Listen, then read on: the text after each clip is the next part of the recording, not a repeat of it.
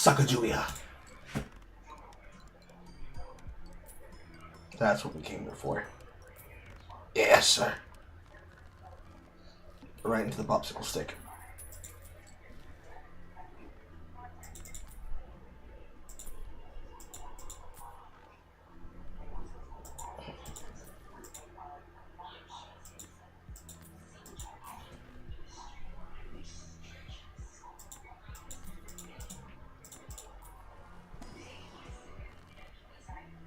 Not a single fucking one of them inside is what I'm looking for.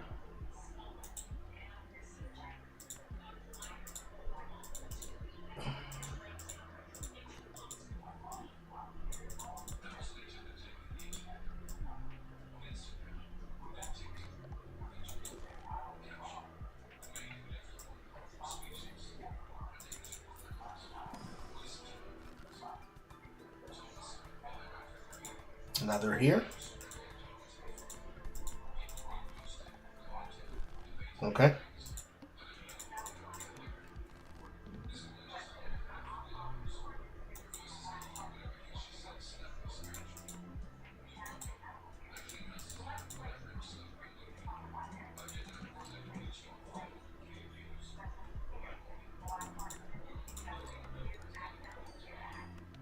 Kappa.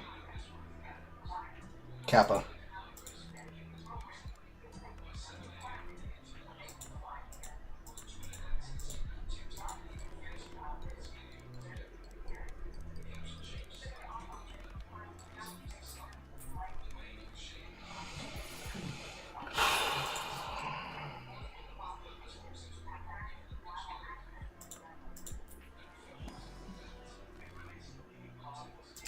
Finally.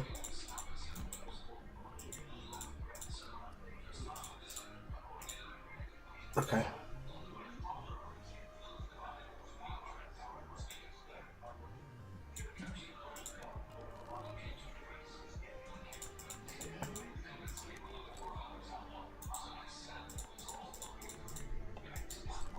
Category. Yes, sir. That's what I pay you for.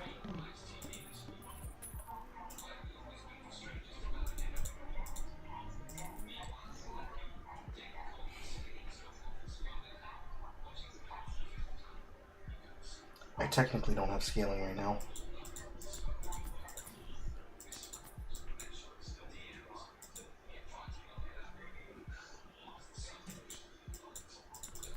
Hello, scaling.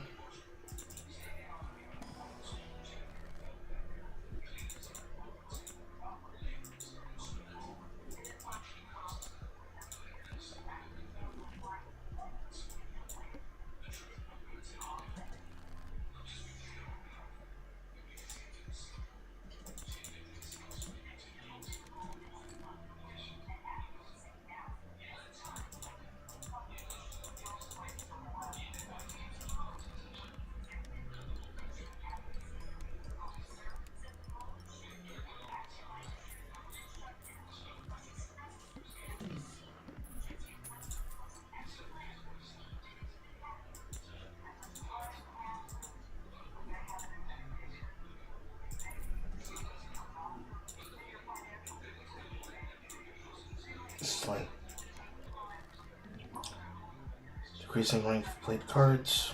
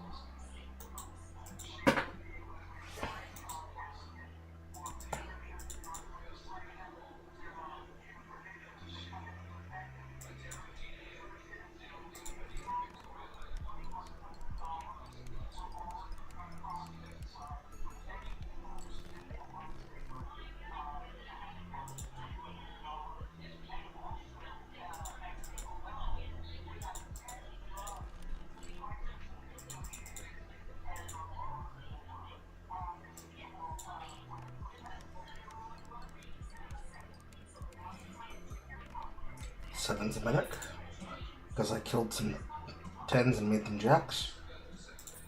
I just need sevens.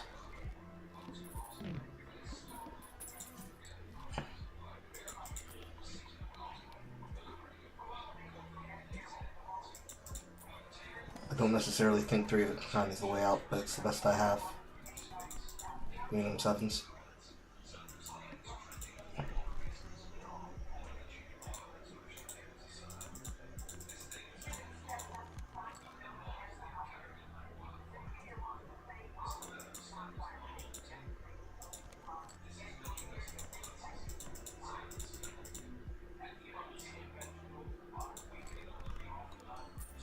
Yes, sir.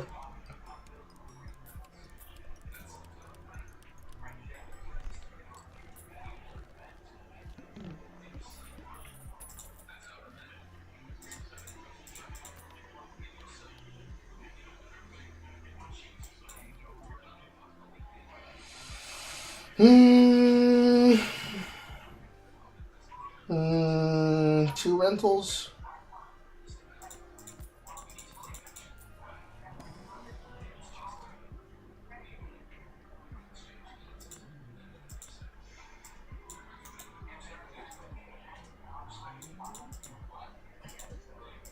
I don't think it's 2 rentals.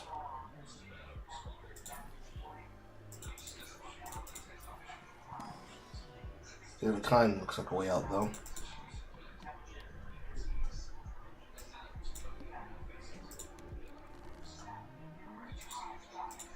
I don't like you, mouth. 3 of a kind's probably my way out, too.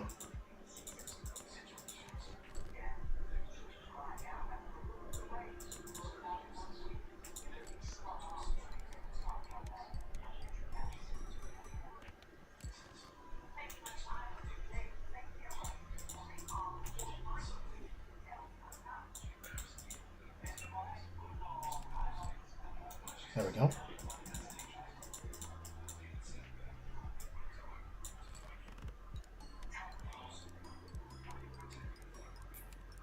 Money.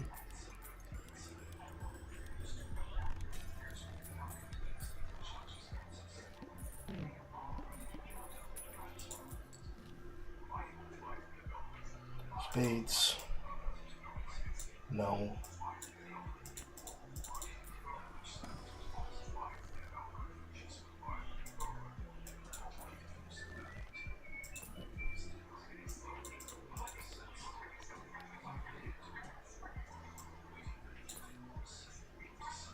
Joker Energy.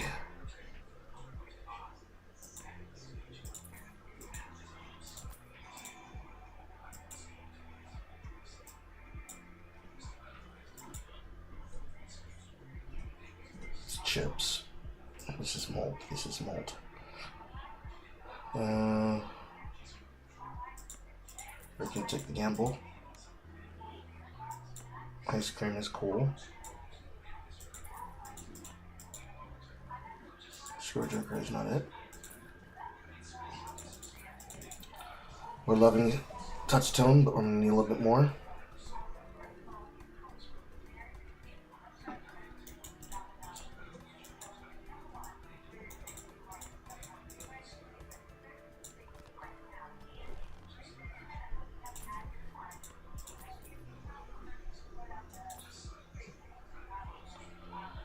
It is not chocolate.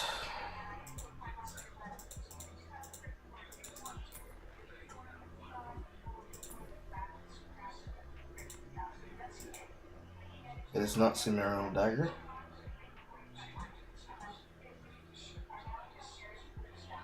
It can be To the Moon.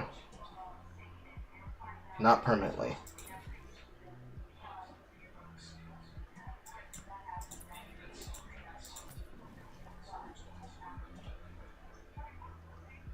It's not those neither.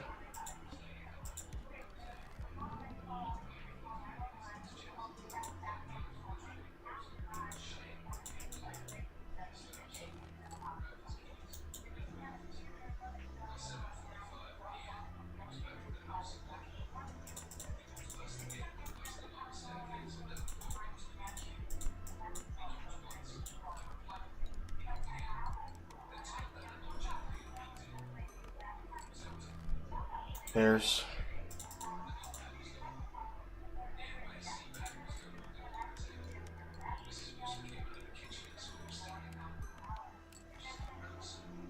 The pairs are not going to get out.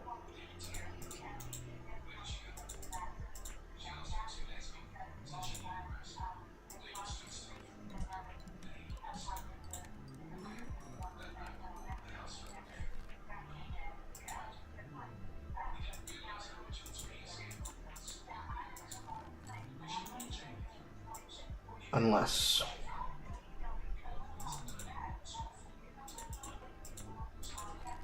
Because I technically fucked myself because I forgot what boss I was doing. Is that enough? That's enough.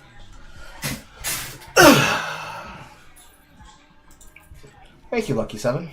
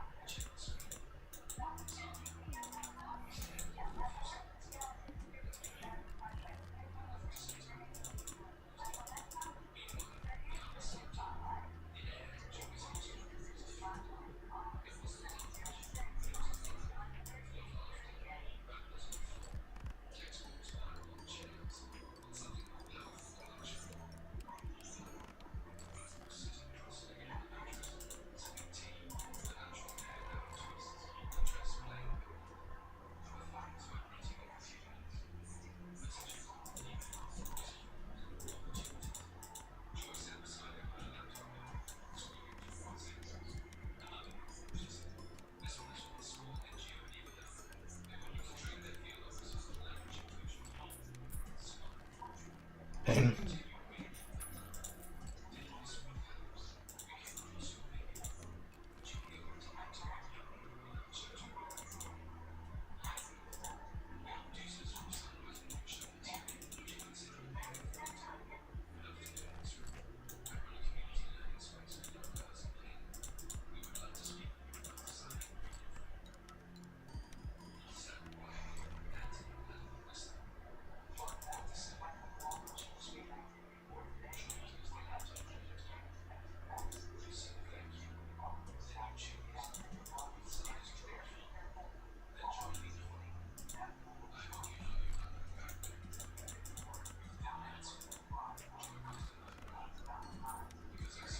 Okay.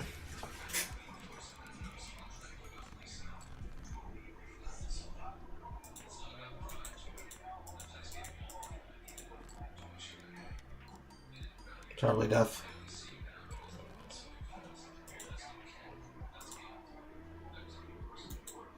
No, it's probably death.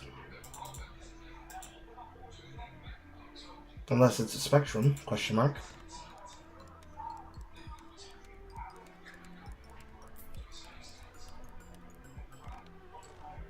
No. No! Come on. It's the last one I have to do until they're all done.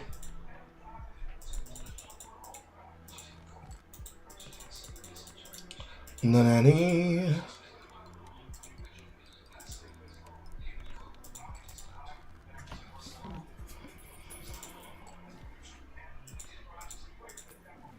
And we get high card and we get 4 of a kind.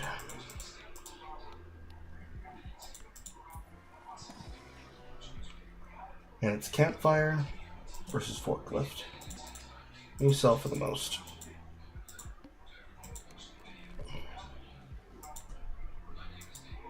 I could have taken that other hit, but I don't think it's worth it.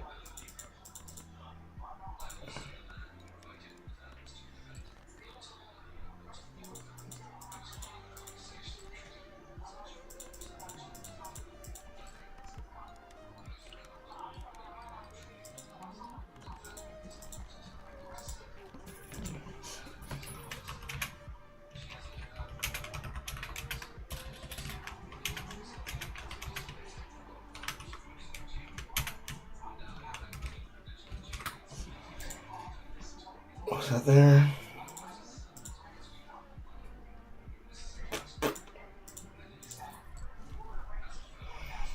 Well, hello.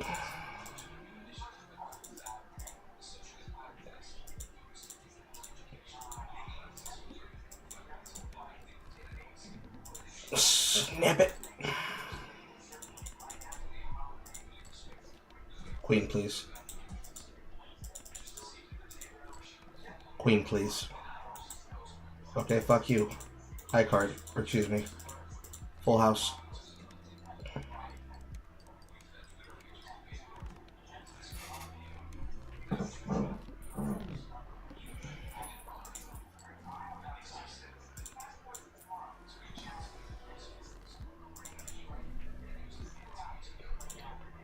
Deathing cards? Not yet.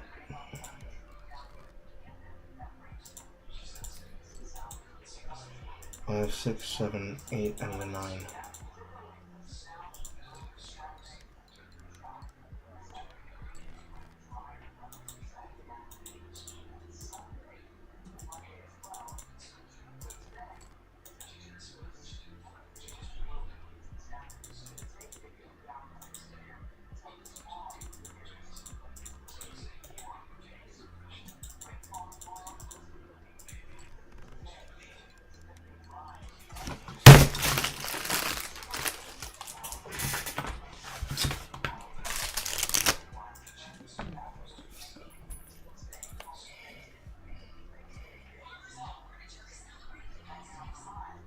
I don't think it's that.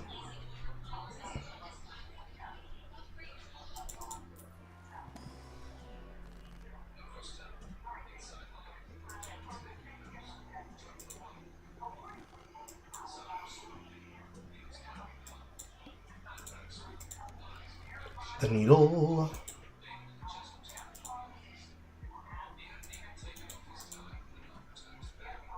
I've snapped off some diamonds. And I've converted some to clubs, and I snapped off the 2.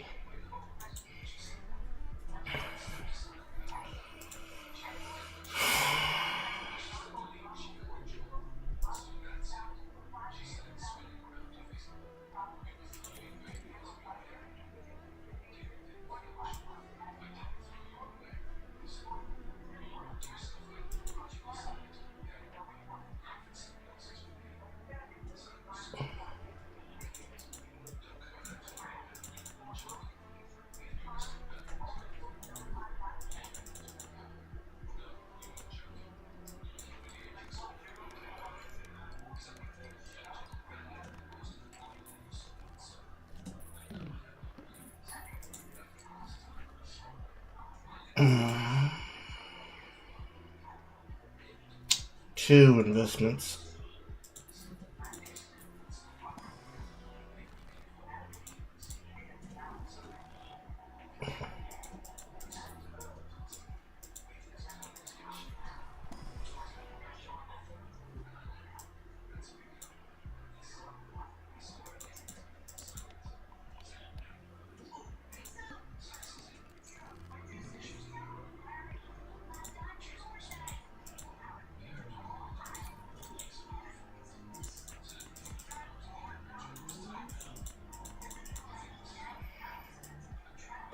They're gonna eat my money, and then I get nothing. And I didn't snap off. No, yes I did.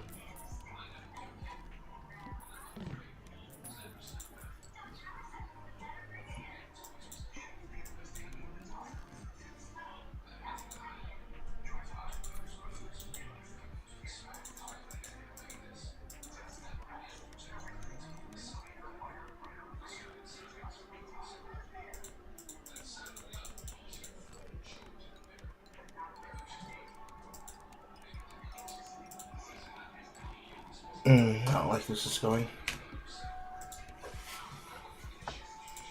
Perhaps the misplay was not taking that trade earlier.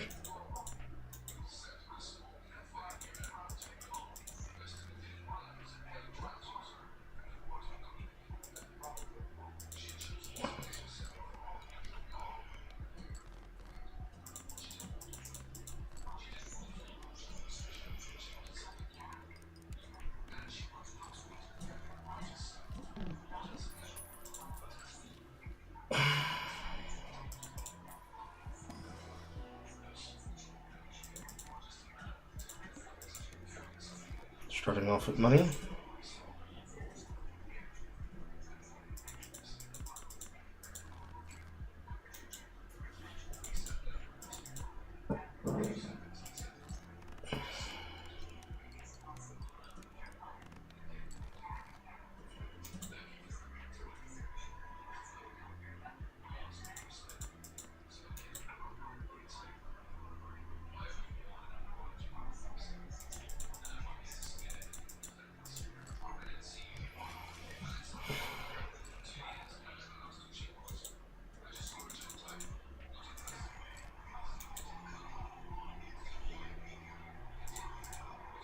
What a dilemma.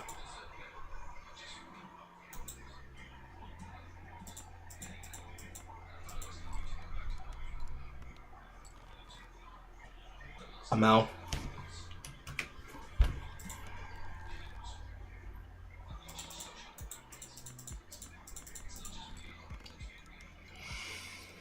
My own fault for trying to chase the straight.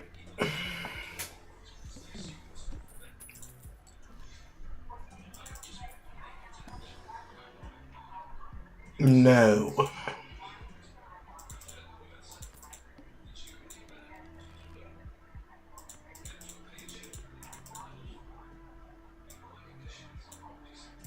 I want it to be the black that becomes gold.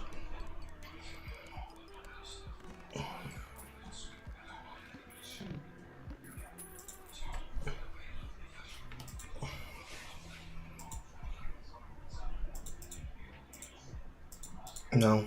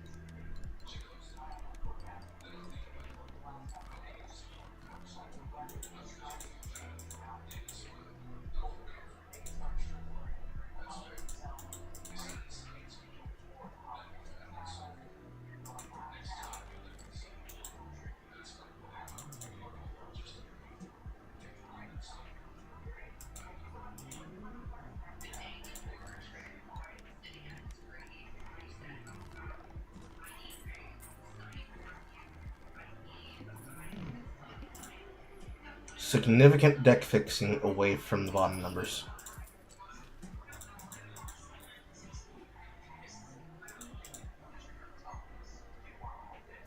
I can't do both of you.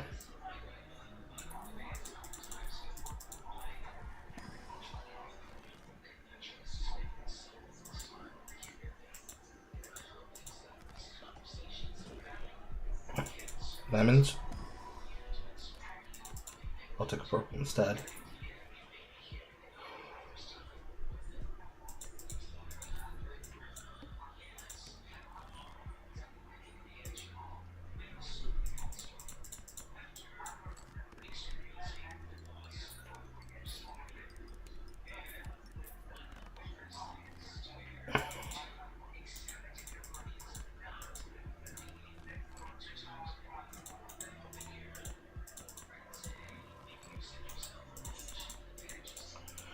This Empress might be the card for getting me out.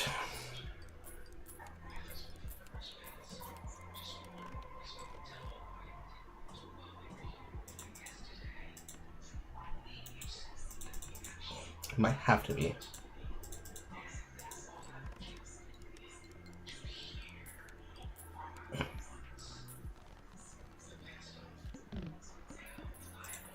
Some malt. Thank you. Aces, sevens, and nines are up. Ace 5, 4 nines, 7 twos, 9s and 2s, or excuse me, 7s and 9s. My brain isn't working. I clearly need to play more. 9s and aces, you're up.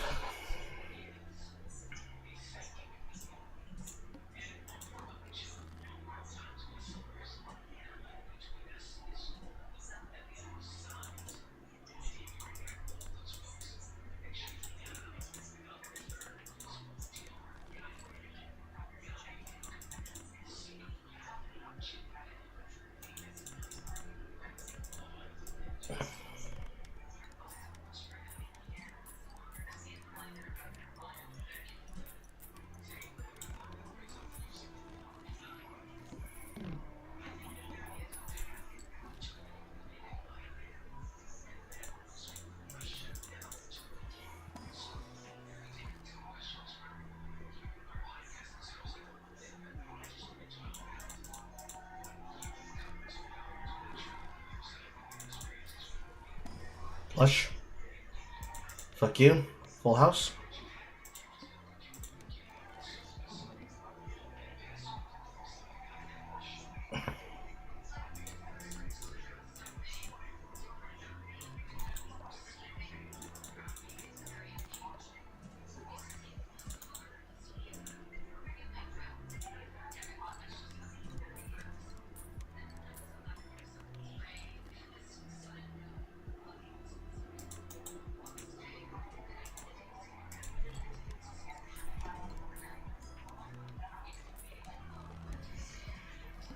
Banana.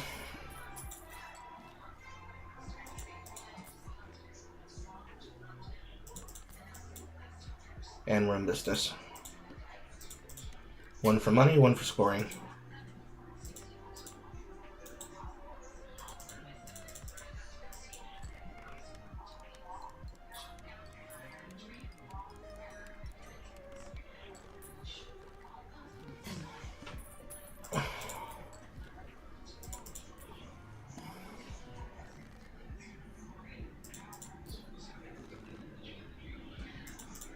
Diamond, diamond, diamond. Thank you. 18, 15.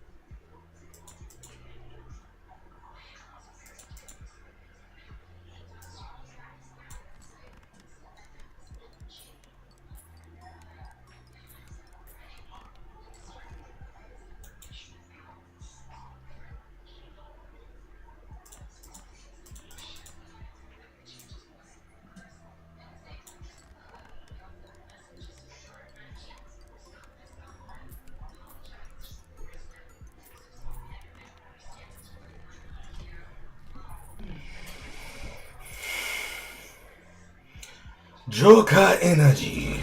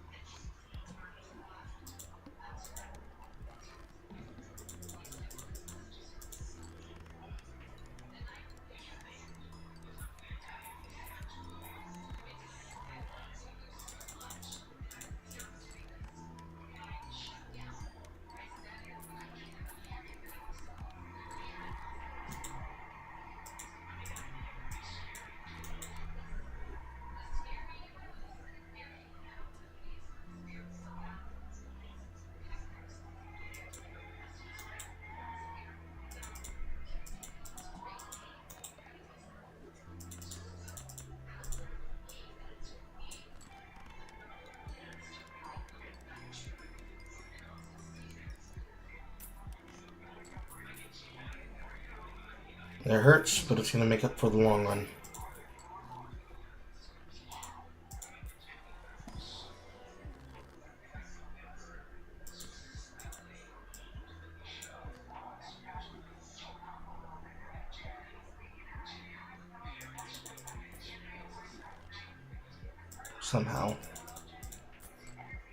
Somehow it's going to make up in the long run.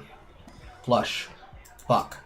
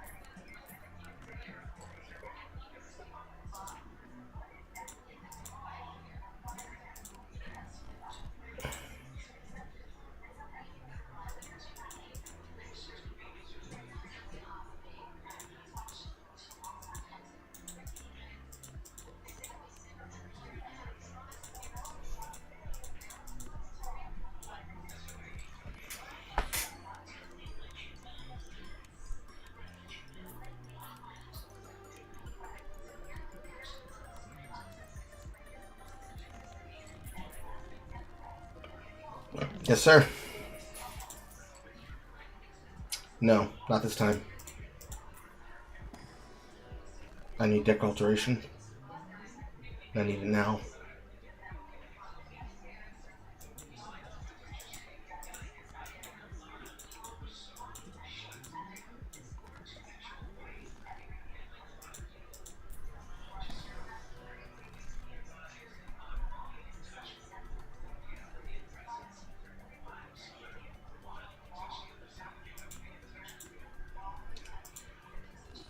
No, Shaman, I don't want to see you right now.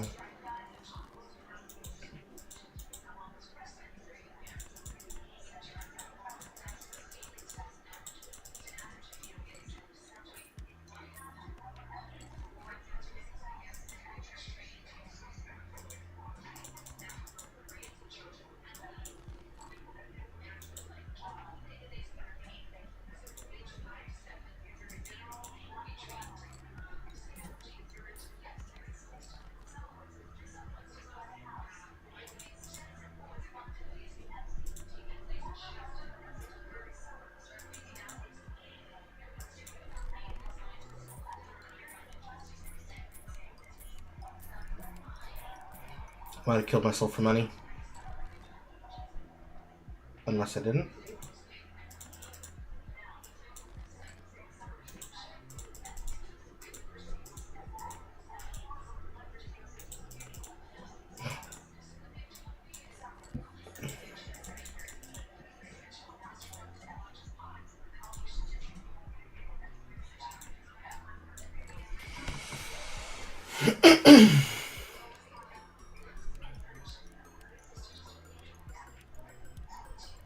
We're fine. If I find my 9s and my aces, I'm fine.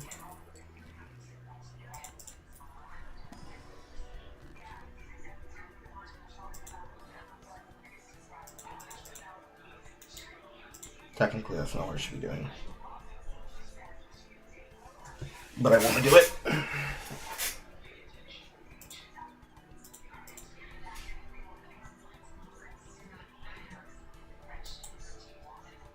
So I'm going to do this. Pan. Stars. I mean, it's a seal. It's a death.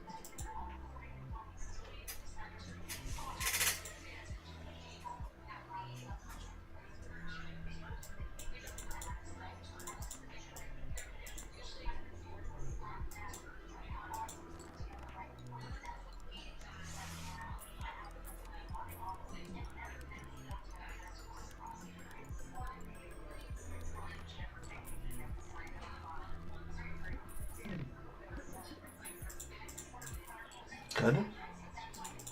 We love it. We love it.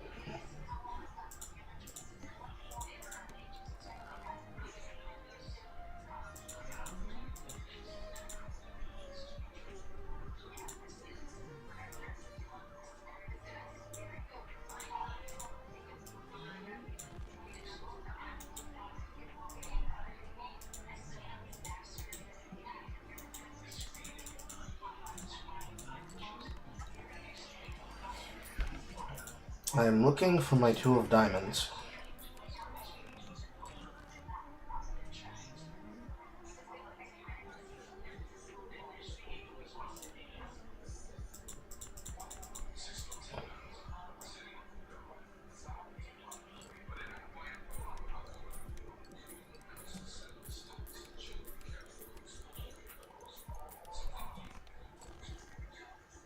I have found my 2 of diamonds.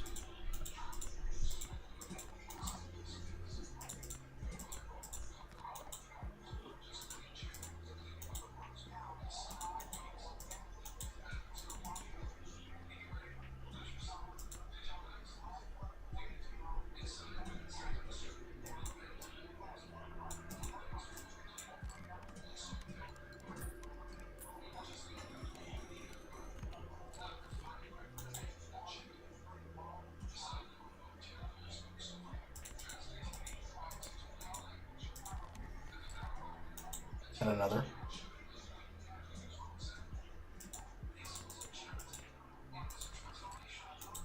And another.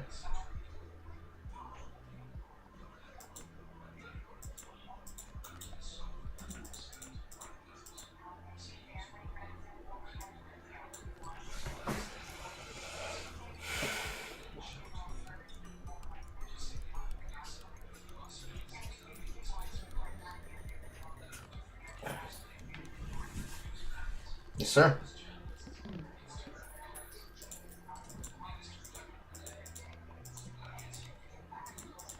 Joga Energy. Literally nothing but Joker fucking energy, bro.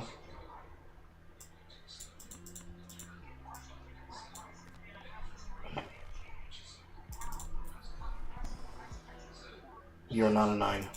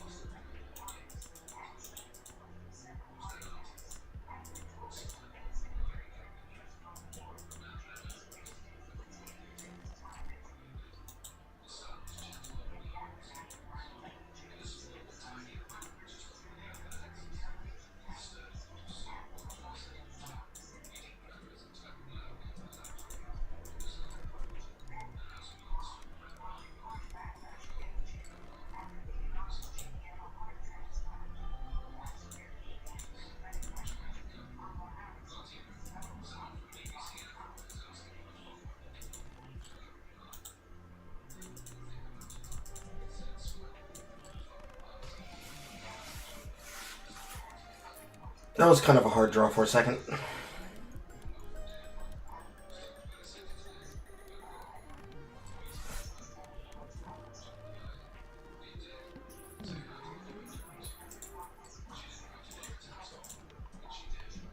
Joga Energy.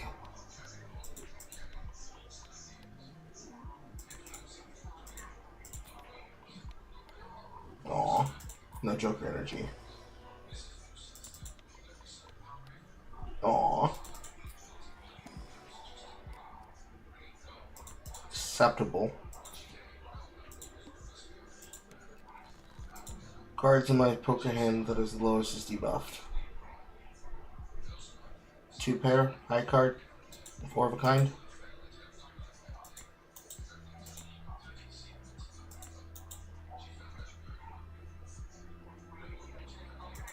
Probably aces. Into a basic transfer.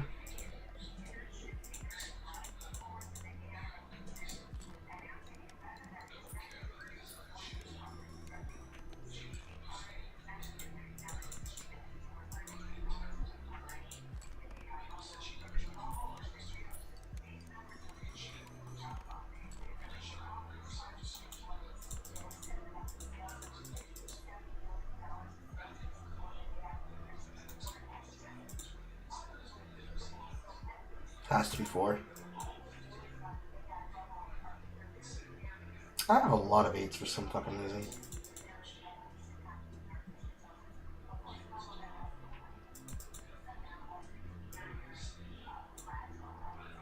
2 pair.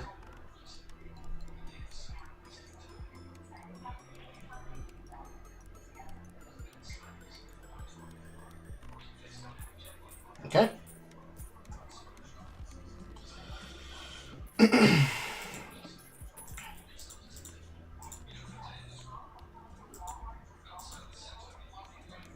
Joker Energy. Hand size? Who?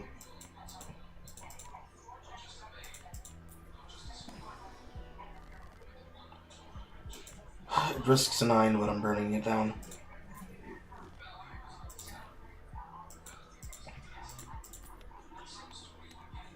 Joker Energy.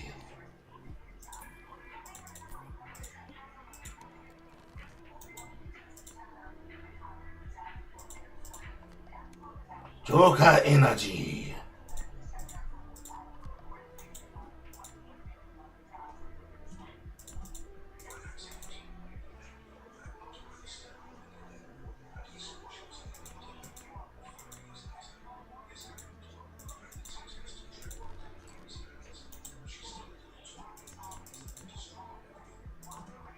Let's get it, getting the 4 of a kind to a point.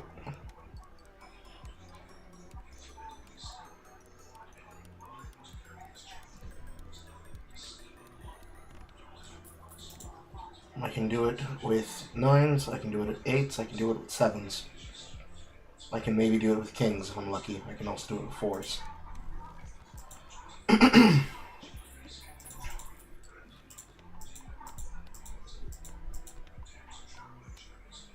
Joker Energy.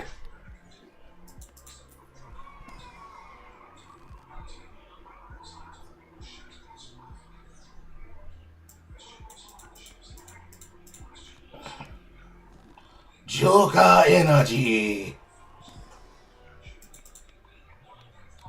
Joker Energy. I have brain rot. I swear to fucking God, I have brain rot, bro.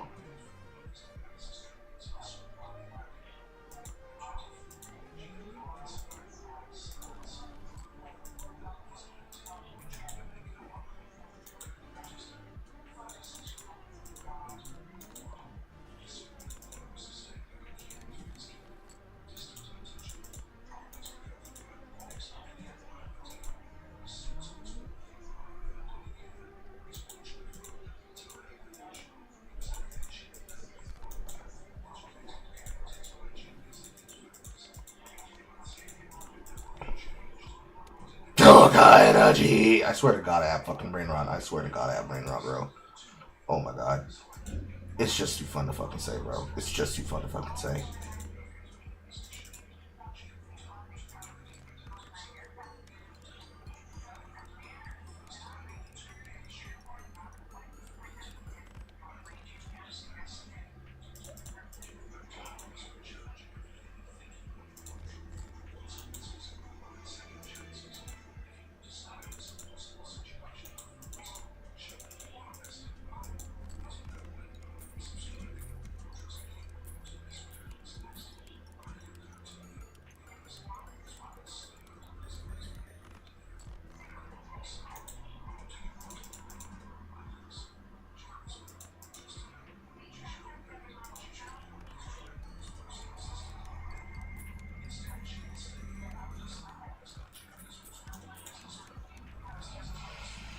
I need some X-Molt. One more cards in hand. One of the 2. Aw, not a single hit off that. From Google Rabbi Discord 9004286. What a name, chat. What a name.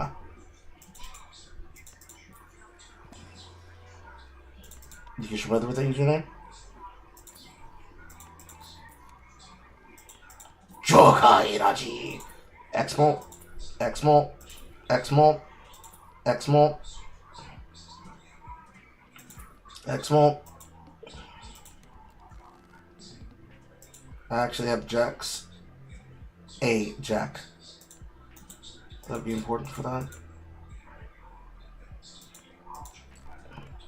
Are you one of my jacks?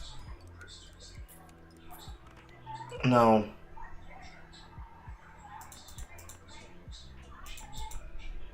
Are you one of my jacks?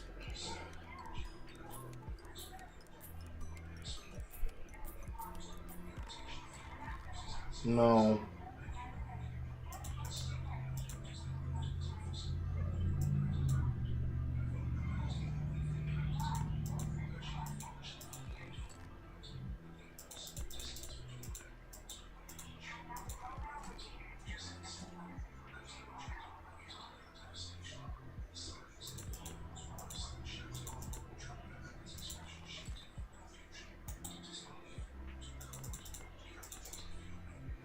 We're gonna do this hard way. Because I don't know which one is the jack and which one is not. So we're just gonna run it this way.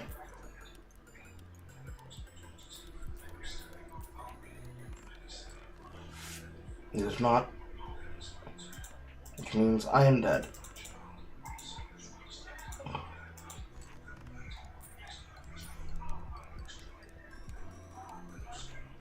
Whoa, whoa, whoa, whoa, whoa, whoa, whoa. I tried. We will do it later. Meanwhile, it is 7:22 in the morning. Let's check out our build.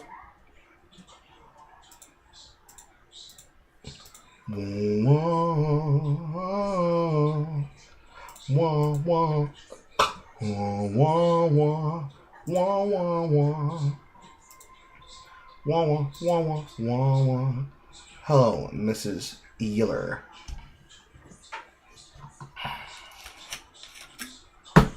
How you doing? How's your friend? How's your mama?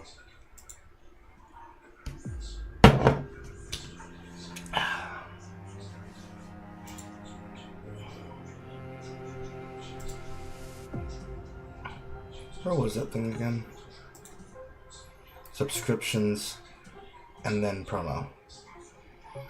Yeah, I don't have a lot of those that I need to use. We're gonna think about that.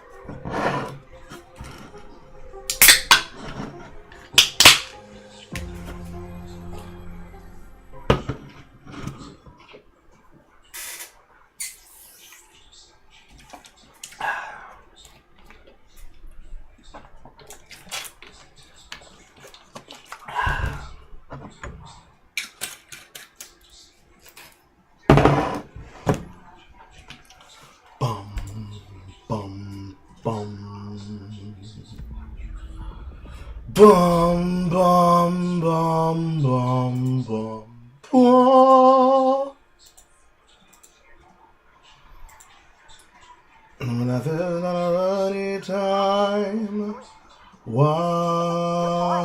No, I want to hear this. I'm a little teapot, short and stout. Here is my handle, here is the spout. Hey, I don't think I ever heard of this before. This should do what we're on.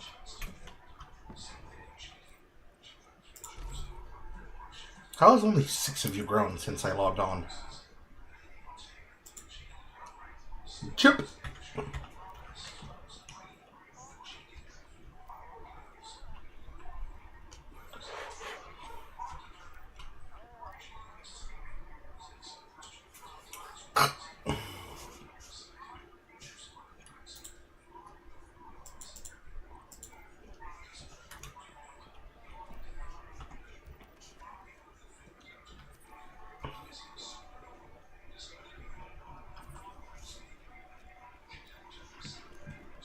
Oh, now you all fucking harvest!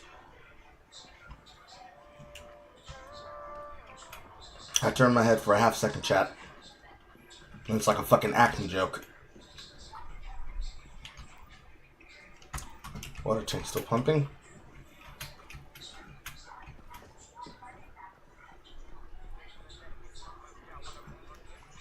Water intake is going fine.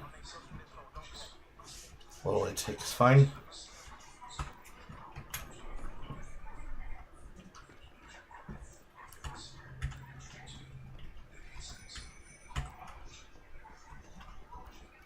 Pumps are pumping.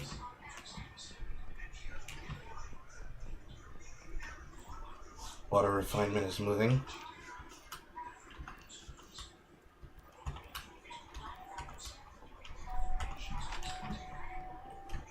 The front's backing up. First pipe intake is clear. Second pipe, third pipe bend. Fifth pipe, fourth pipe offsuit.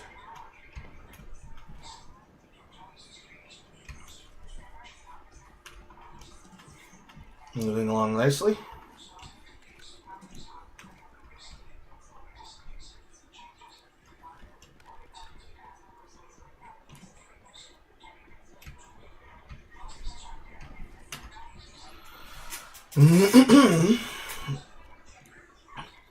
Lindsay Woman dudes were lined with to find some recourse with and boy they knew it is what it is then. Show a course for how we find nature. I wonder why he moved around Hot Springs. Dusky's been there since he started. Amarada's over here still, back when I needed salt water.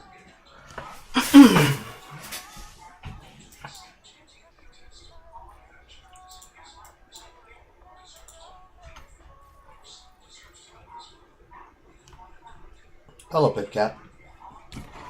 Thank you. I have no idea what I'm going to be getting into, but I do know that whatever the fuck it is, I hope chat picked some good topics for me to do while I'm doing my thing.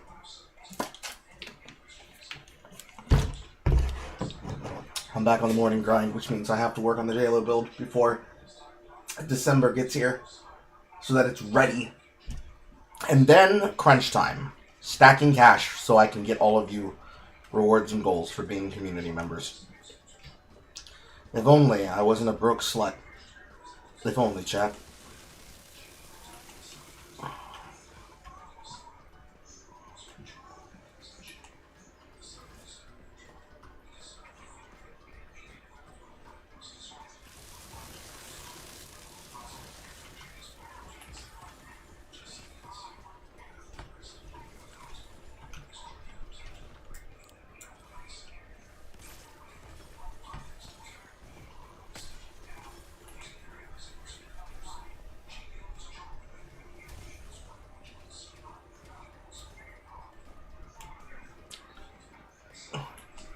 I'm a big dog, big bear meta, I'm a lion. I'm a predator from the prey that is hiding. Oh my, I found you, Squidward. Don't you run from me, Mr. Squidward! Squidward!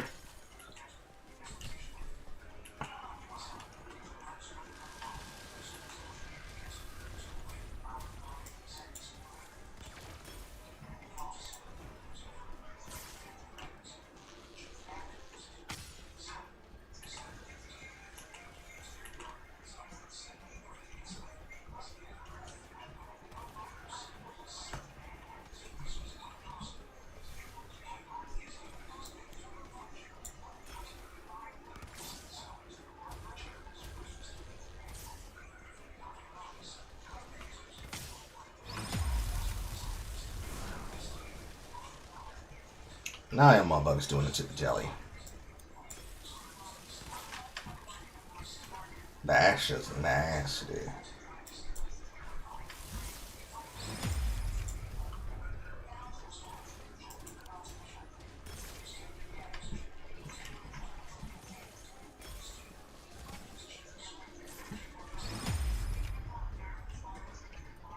That's just nasty. Getting on top of other boxes and making the boxes get eaten out by the box. How lurid. More importantly, where did that extra box go?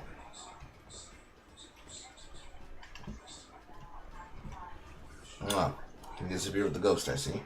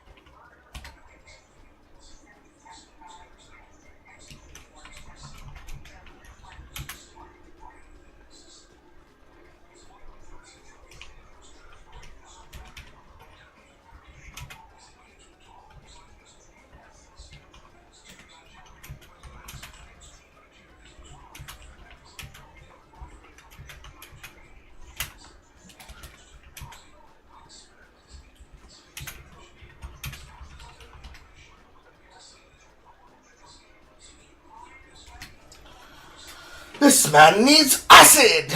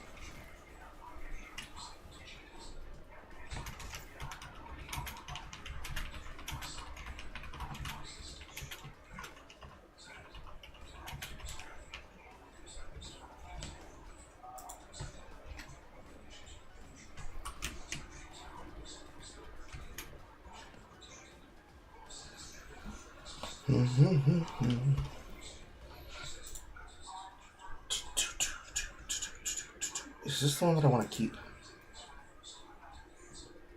Electrical Blast, Frost Vortex, Flame Impact, new. I'll eventually keep a final one as a finished product, but I think I want to start here. Because you have skills all over the goddamn place, bro.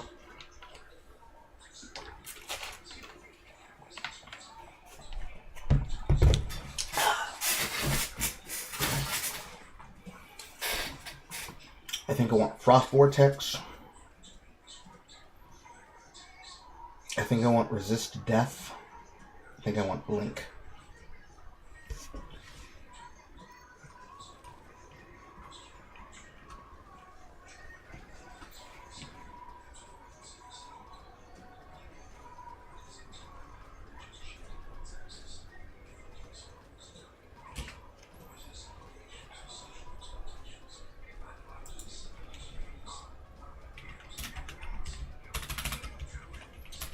Looted ones start with 10 needed cat seeds.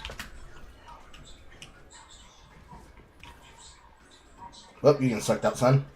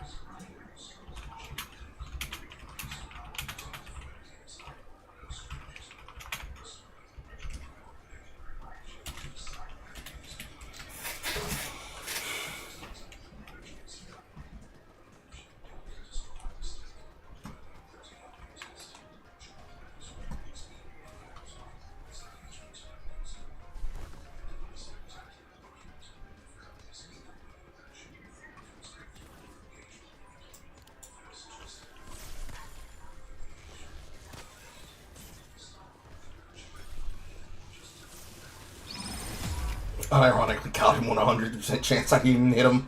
Oh my god.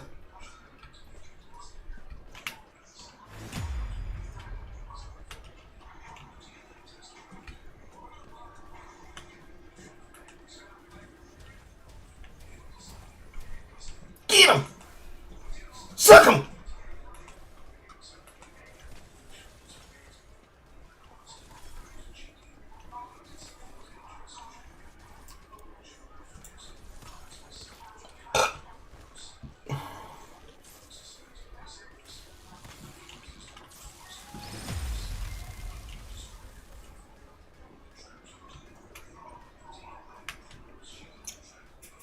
Hello, Buster. Hello.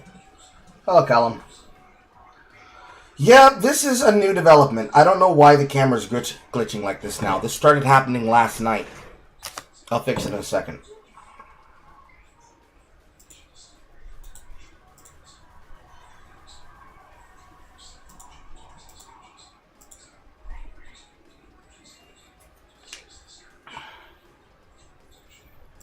I mean, you've been busy.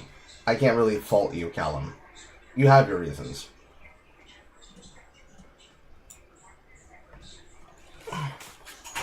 I know that it's doing that. I can't let my characters get killed while I'm inside of Wishland.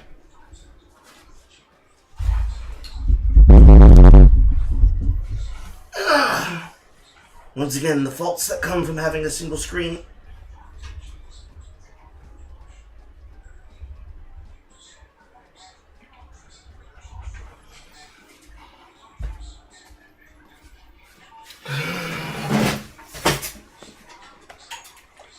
We're not going back to year 5, Carl. We've been there. We've done that. That shit was gay. I can promise you that shit was gay as fuck. Just one more thing for people to claim that breaks with my shit all the time, even though it's literally only happened like twice now. Is this what we get? Is this the price for having good audio? The audio's not busted anymore, but now we have tech problems from the new camera. Is this the cost to 720p, Carl? I think so, chat.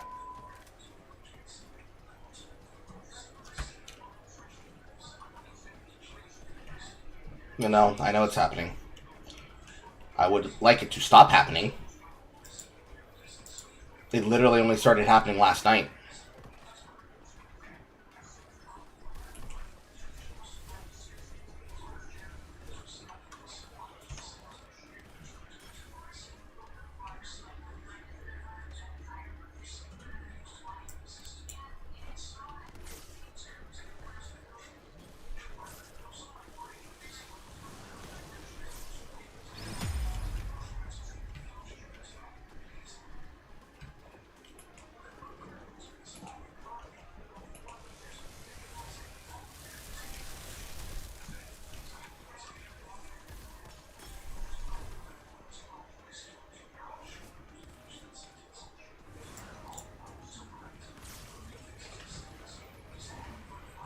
That is unironically calming watching him just suck the fucking life out of him.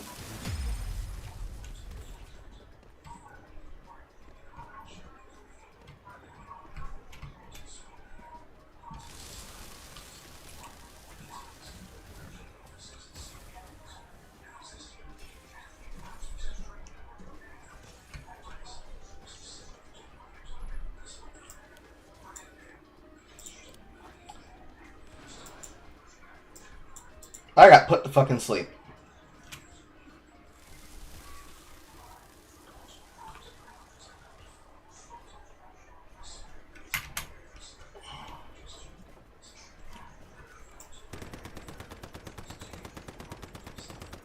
Son of a biscuit-eating bulldog. Question is...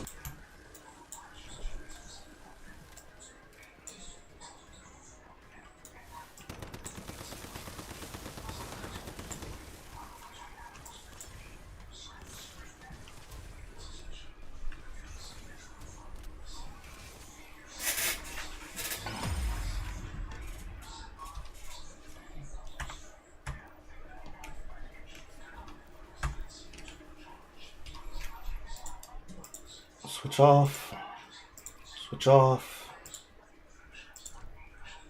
Electrical Blast, Frost Vortex, Electrical Blast, Flame Impact, Electrical Blast, Flame Impact, Electrical Blast, Lightning.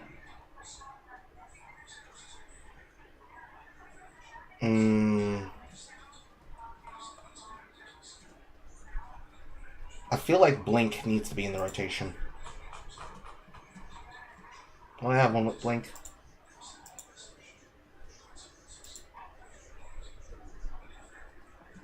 Got Physical Shockwave. Of course not. That would be cheating. Magic Freezing.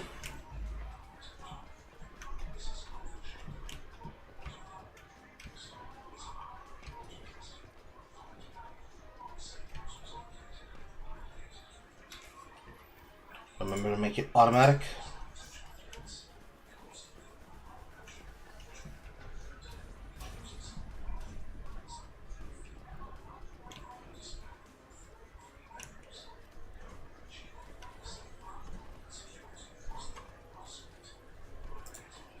All three.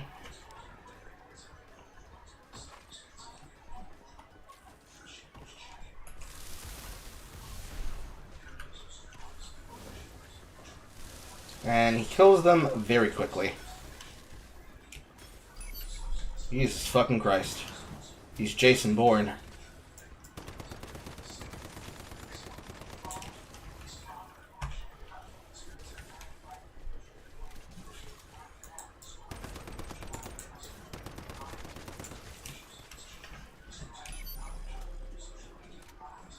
And he's just over here raping the monkeys.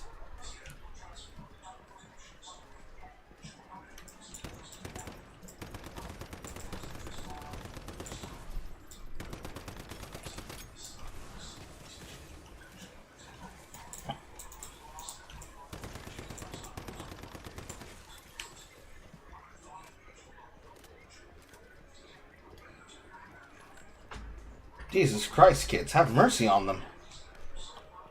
Where's the middle box?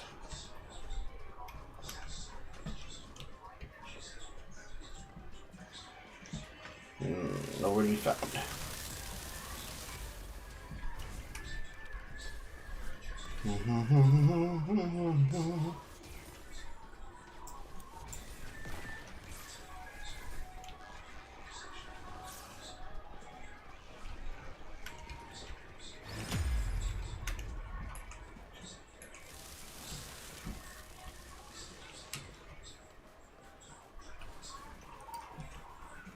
That one has Blink.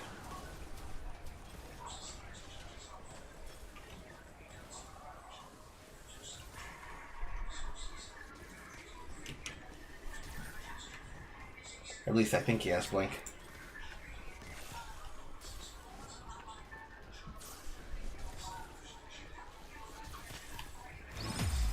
Nope, has Blink.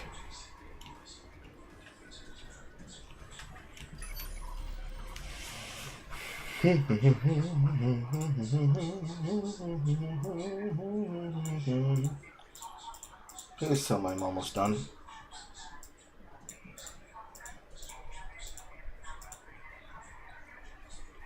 Getting closer.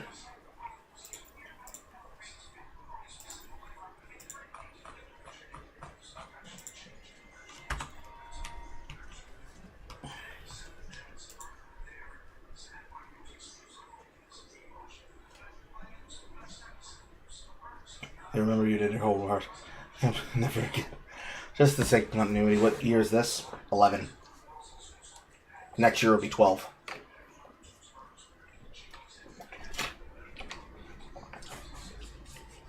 Mind you, I track the years in which I've been on the internet. I don't track the years in which I've been a serious content creator. I've been a serious content creator for like the past 5 to 7 years.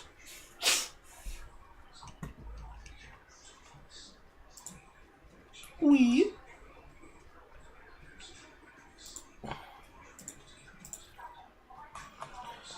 Now to find the Blink.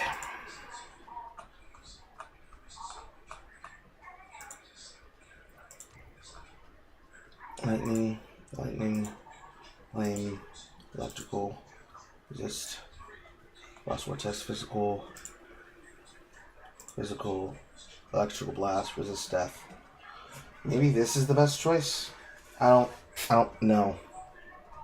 I feel like Blink needs to be in the rotation to get him in range, so that his spells can then do their job to up to 20 additional damage. Because physical shockwave hitting for physical near enemies that are miles away is better than nothing.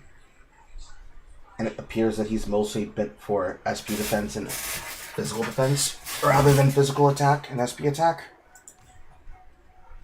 But then his attack is special. I don't know. It seems not right. Not even to mention the fact that I have to look at all these fucking percentage attacks. And I'm not interested in doing that.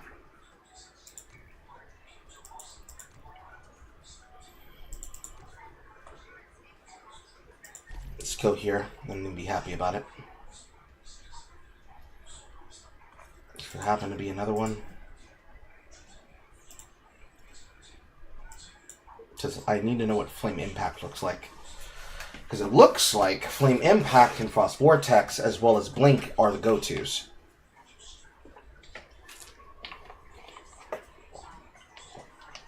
Because Blast is bad. Frost Vortex is everywhere. And Flame Impact is just good.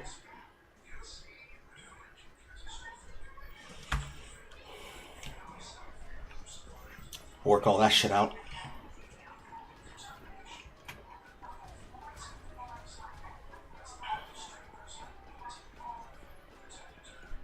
Once I do my fang.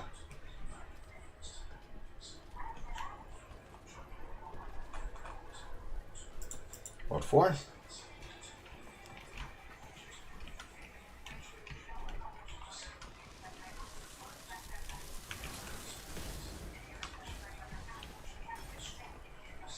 He got pushed outside the zone.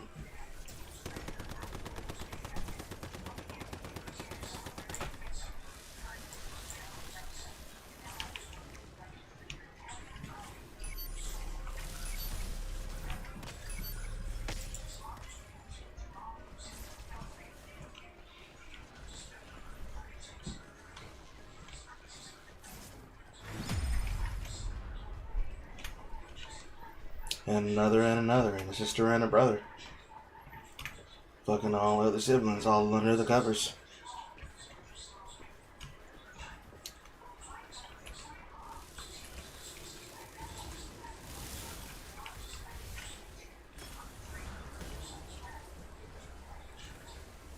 Oh, come on. How does that count?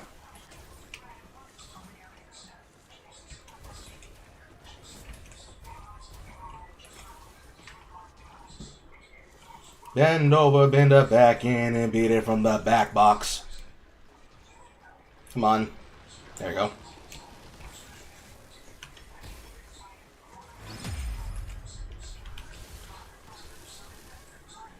He's out of range. Get off.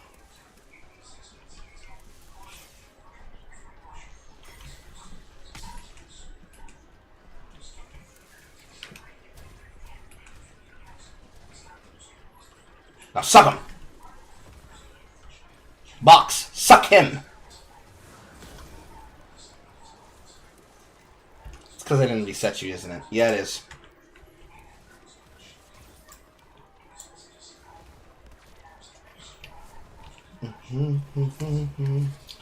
Pre-COVID and post-COVID? Yeah. The COVID period is extremely fascinating. It literally came up with last night's content, by the way. And yeah, the amount of jobs that were not affected by COVID restrictions because they had the ability to have either the permanent pass as they were a part of regular everyday business that kept commerce possible inside of certain states, or just simply the people inside of them could not be held to the same restrictions the rest of us had to deal with. Extremely frustrating and irritating. That too also came up last night on last night's content.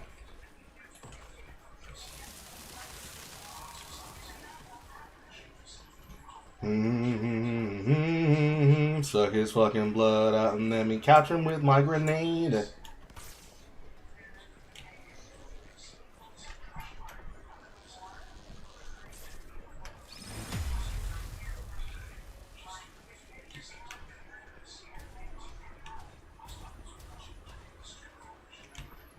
There's the other box. Here he is.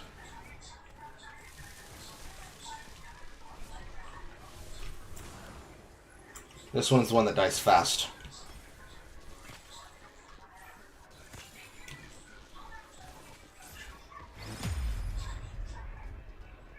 More shockwave. Not really going to matter. Since I'm going to probably be looking for Flame Impact and Vortex along with Blink.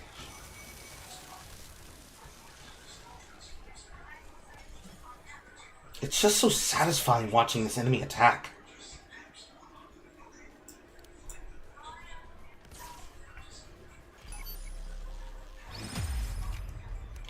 Yep, there we go. Blink, Flame Impact. Now I just need to get ones that have Frost Vortex and we're golden.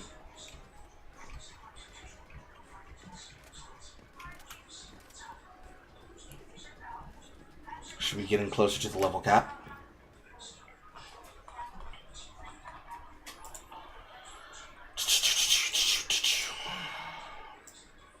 Ooh, it's even Blink 2, Impact 2.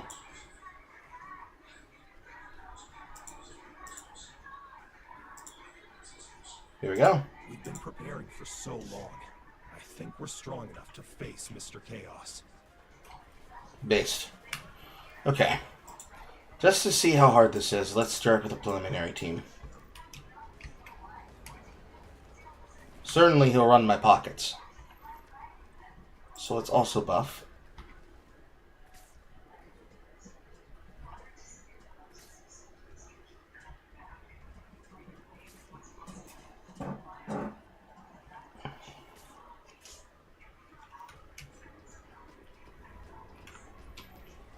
Put you on auto.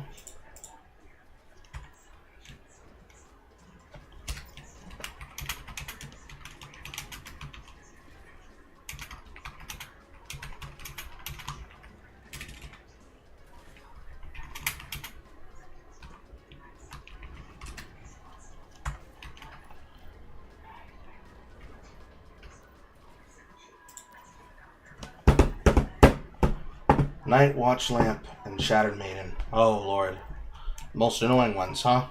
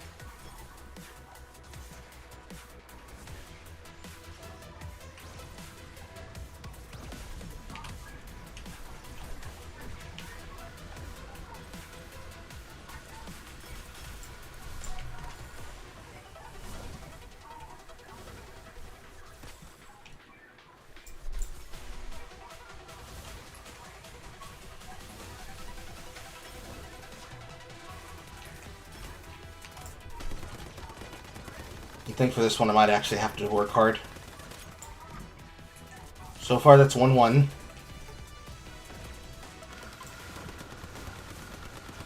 And they're getting ripped apart by the beam.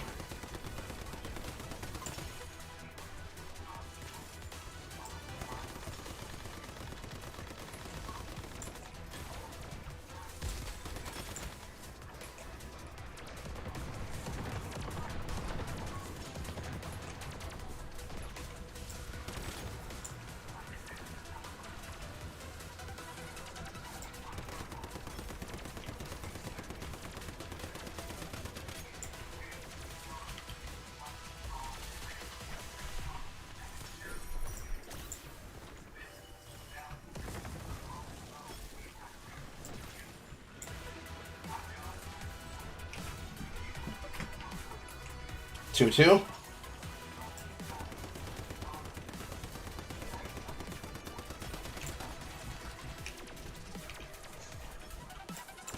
He grabbed the snail.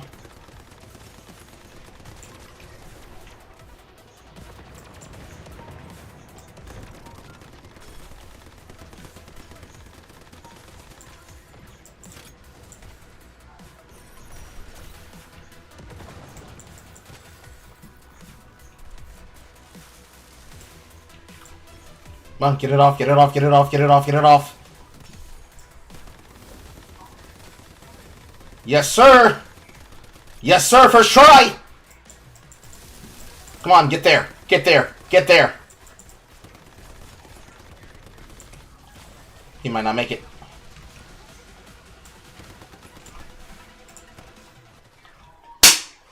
Yes, sir! Fuck mas. Fuck off. Eat my ass. Wow. God damn, do I need to have a team with a defensive layer.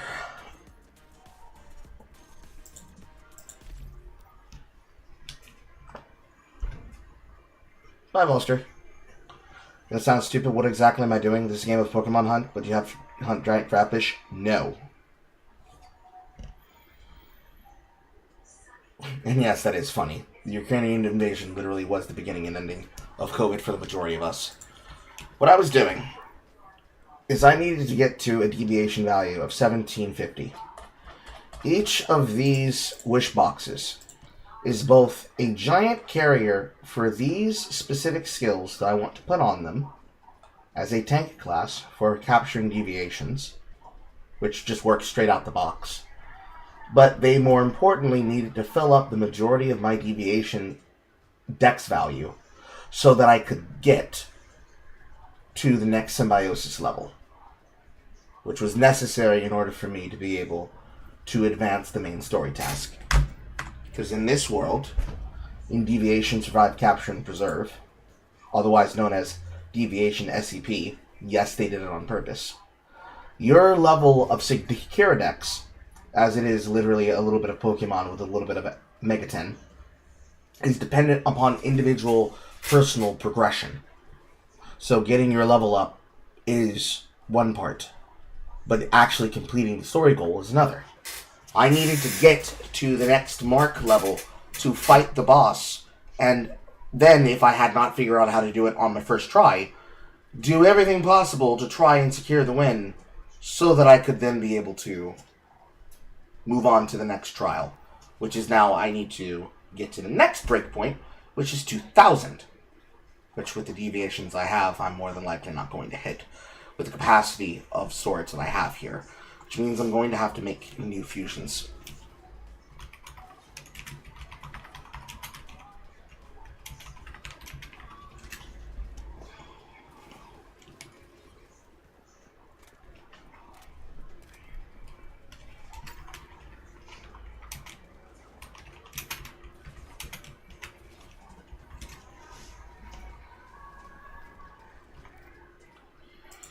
And beat all the arenas. Your strength is eye-opening. I acknowledge you. You have now conquered all 4 arenas and is finally ready to face the sword's ultimate test, the Chaos Trial. What is the Chaos Trial?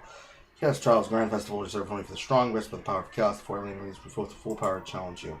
Fast Chaos Trial will receive a mysterious award. You also spend vast amounts of chaos energy, which will help save the world.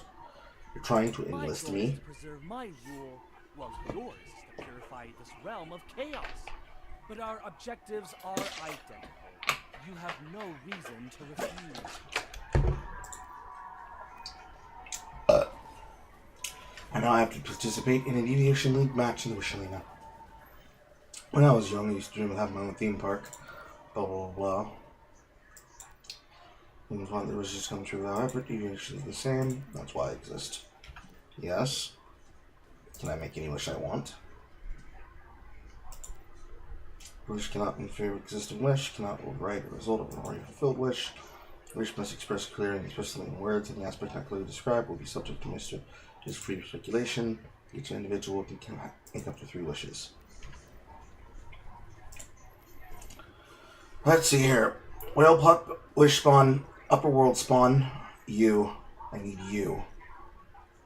Mr. Wish, Xanoparifier, Lightning, Weak Spot, resist, heal, rapid charge, deviant energy conduit, dodge, blink, damage link, space twister, resonant skybound, void zone, torpedo, lucky light, sugar coated spell, upper world protection.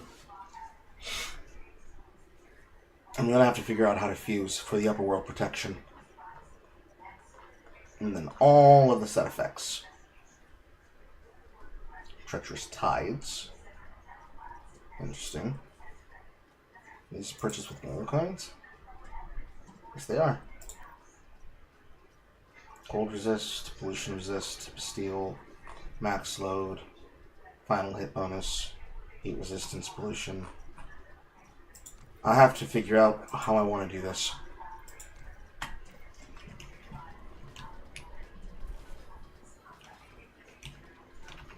First, get this shit out of the way.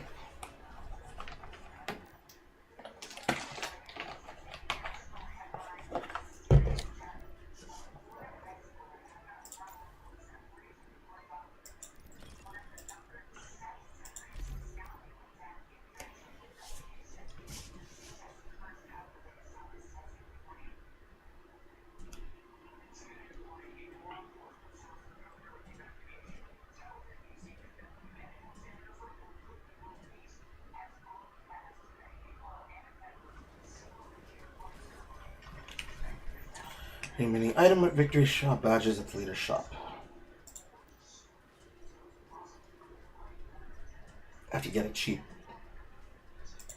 lightning, or not. Reach 2000 and then defeat Chaos Trials.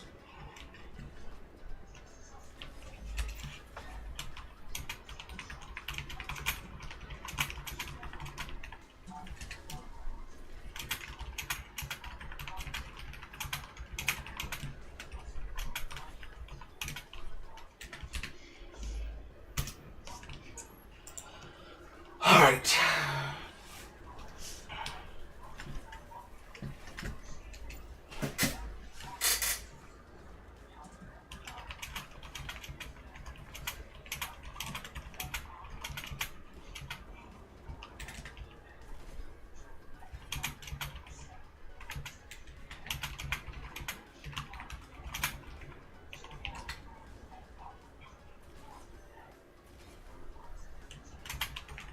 Try to go with a stack 100.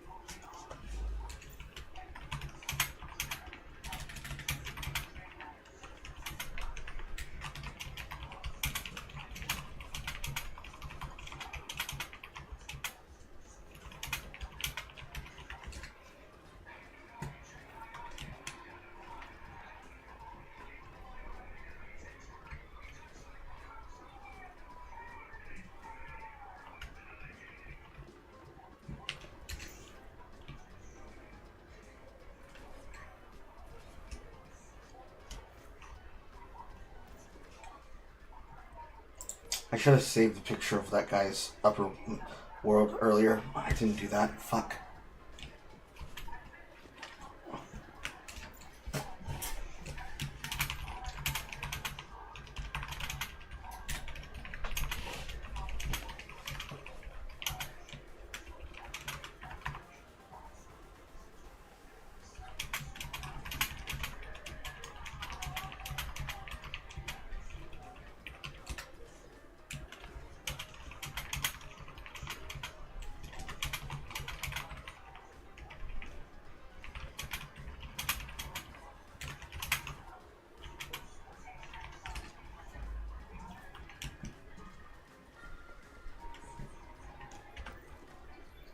Alright.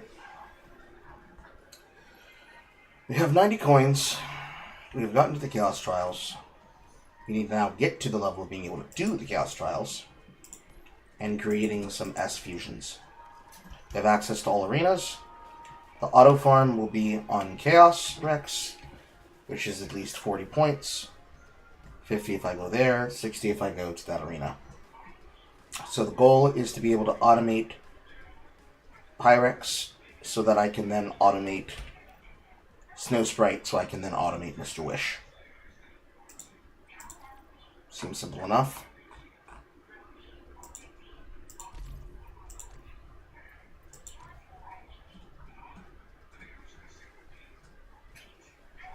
At least hope it'd be simple enough.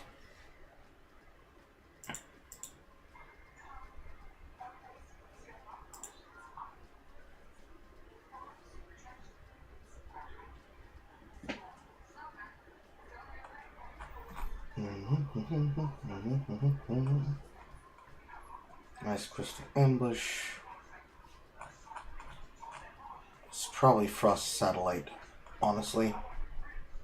But I feel like I can't be bothered to get a Frost Satellite for the snow globes. Do I still have any left over? No.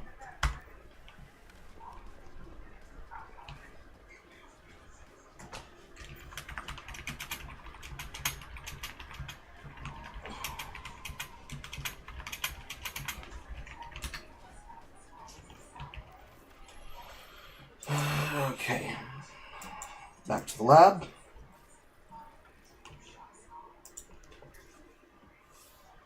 That's one thing down. Now comes the annoying part, and I don't want to do that right now. So I think now we swap to PoE 2. Which then comes in our content.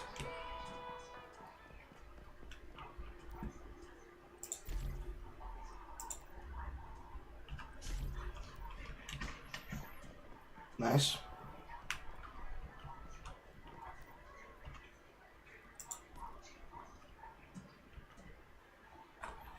Okay, we need to get ice melons, polar peppers, spike mottos, ginger, in that order. Specifically,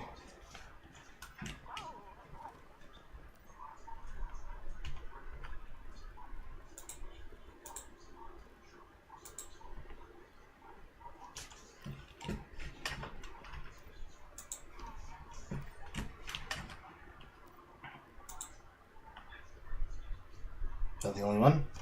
Yeah.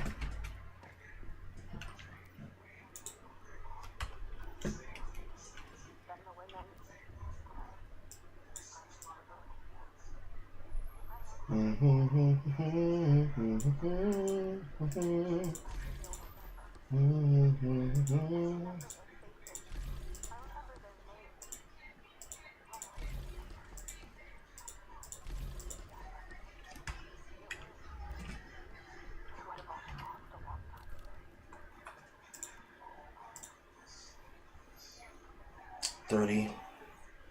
I don't think that's worth it.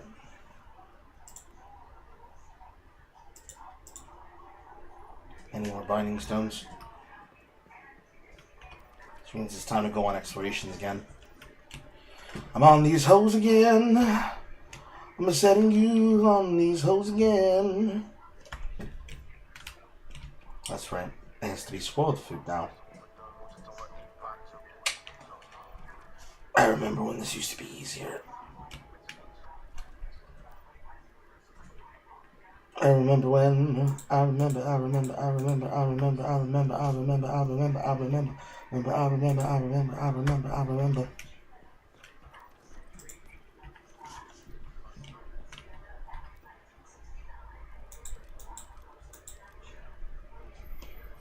I'm running down on more elf seeds. I need to copy them.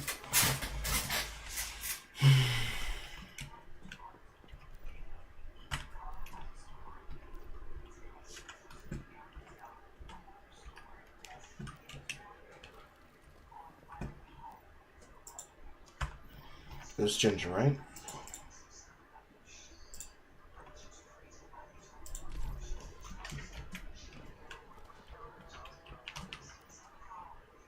Ginger, yeah. Inspect motto.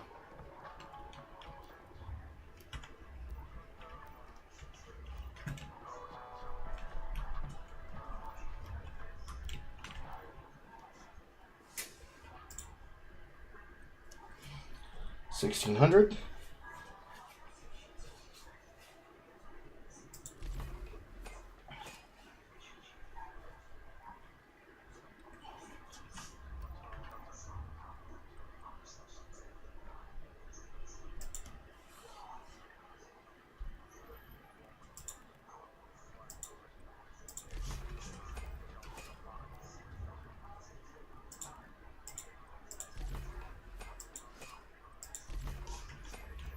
$99, $99, $60. Somewhere in the range $250. $250, $299.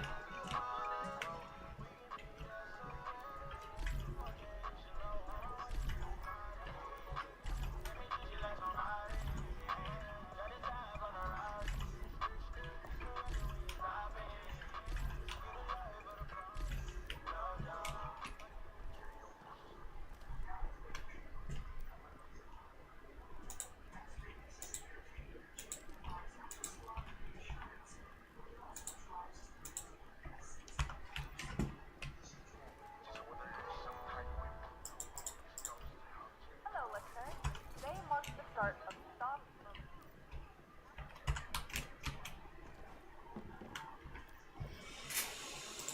Moving. Okay. Extensive space is getting organized.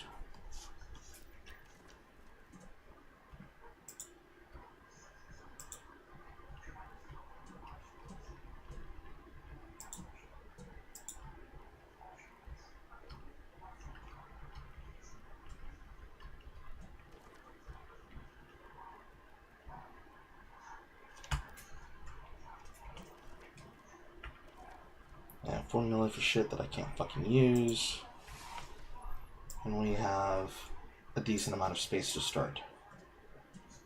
And these are all the holdovers that have something on them that can be used. Okay.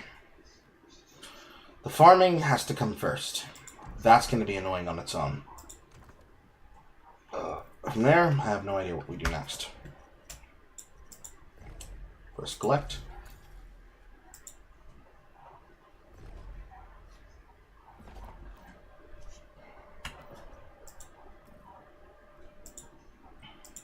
And another slot. Slowly working our way to 60.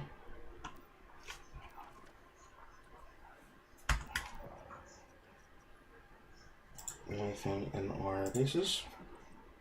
Yes. Now it's time to swap these guys out.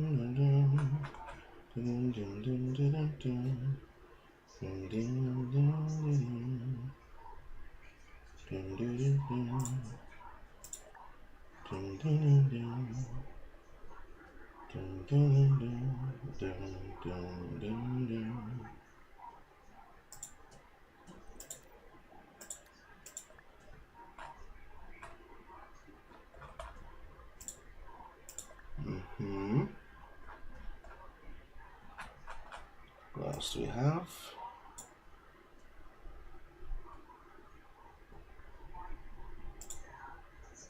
Kind of low. Slightly better.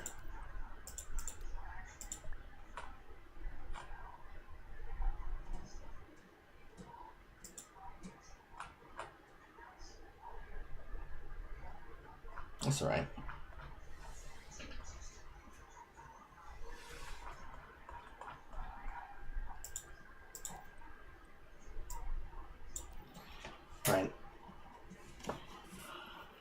$20.96 per hour is fine. And then I have to stack another 7,000, which should be done by the end of business today. And then we open that back up.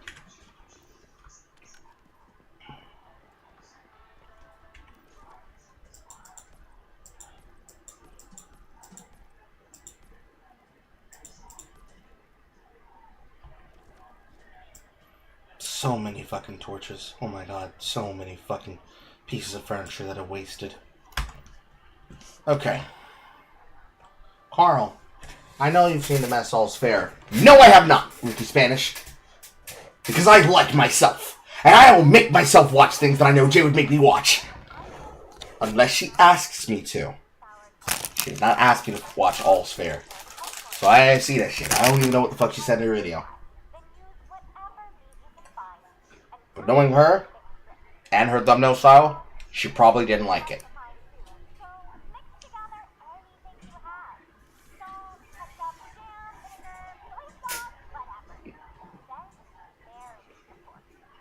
Finally,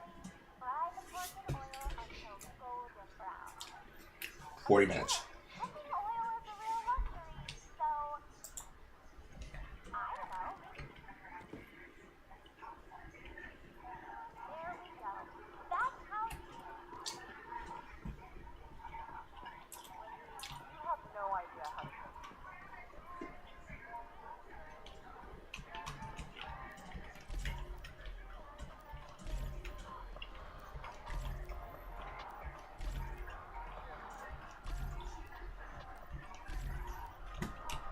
He actually brought me meat.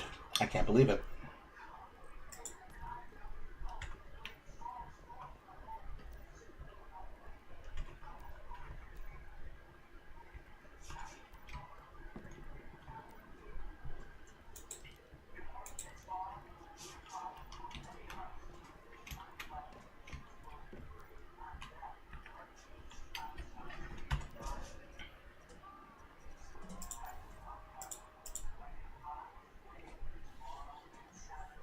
It was really timeless because we had some really juicy versus chat content. That's because I don't, again, it's because I don't hate myself and did not want to stick my head into some retardation. Now, that's not to say that we don't have some worthy material here, as now we're going to start getting into some dumbass shit. Because right here, I have an interest piece from none other than the one and the only Colleen Ballinger, talking to Raven, Simone, and whoever the fuck Miranda is on Tea Time. We're going to save that for versus chat. But then I also have talking to my wife's boyfriend on a channel called Polyamfam. And it's a woman with deep purple hair. So there's only one way that that can work out. And that's pain. Ask and you shall receive.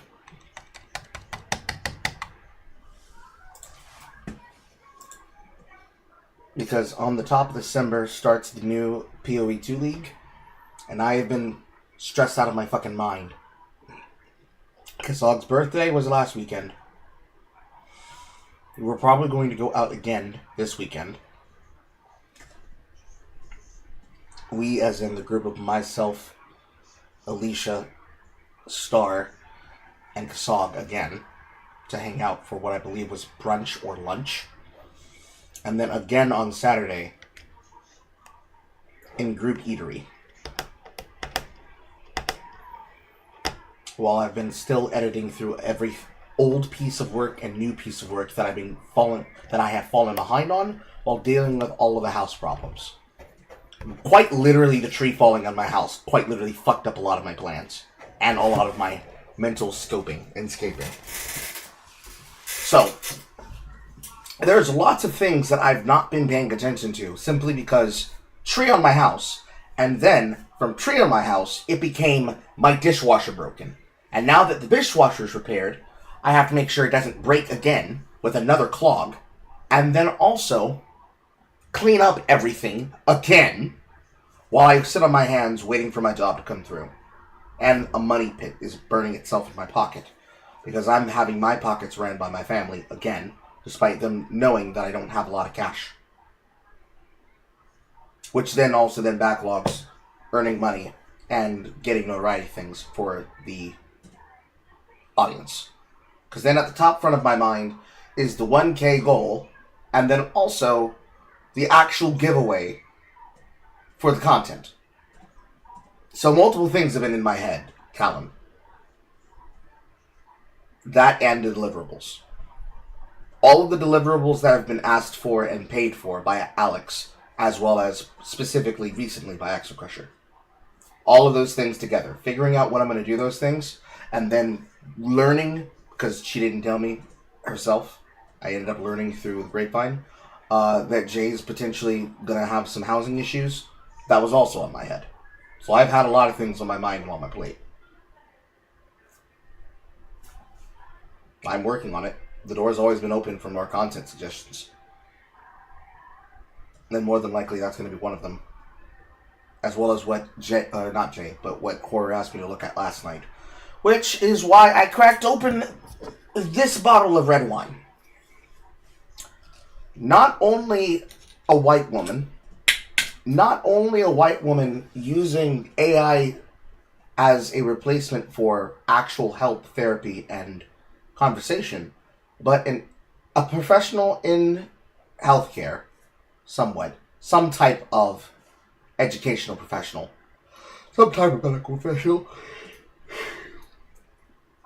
developing an unhealthy crush on her therapist and using ChatGPT as a methodology to describe how they're going to navigate this delusion, while themselves having ideations and crushes develop as a part of being a white woman, that when the minority does it, he's an evil abuser because men want to rule women.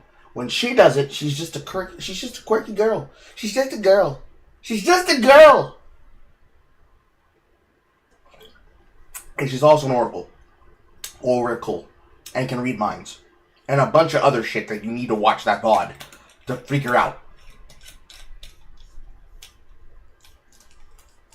So yeah. Throw it towards me, I look at it, I find out. As simple as that. Not the red wine. I mean, look. I've got Jolly Rancher Kool-Aid. I've got the red wine.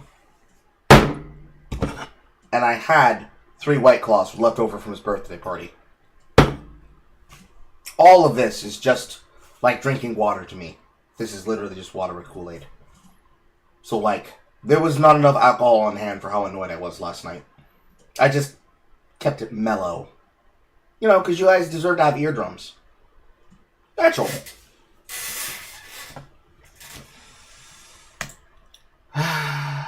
Exile.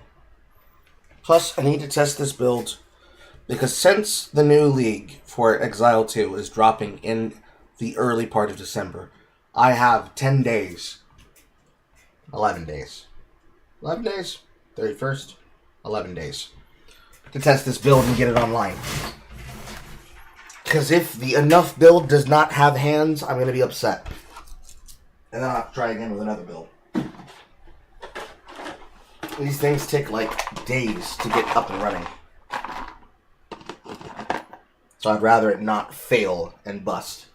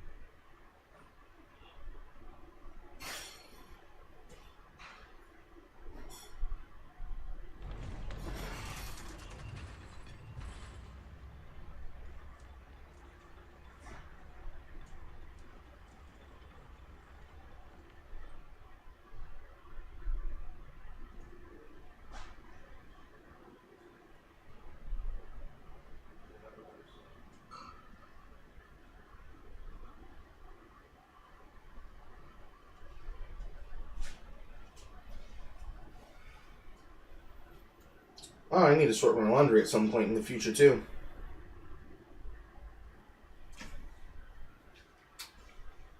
I washed my laundry and I didn't sort it. That's a problem. Ay! It's still a fog advisory outside? What the fuck? That shit should have dissipated by fucking 7 by now. I roll.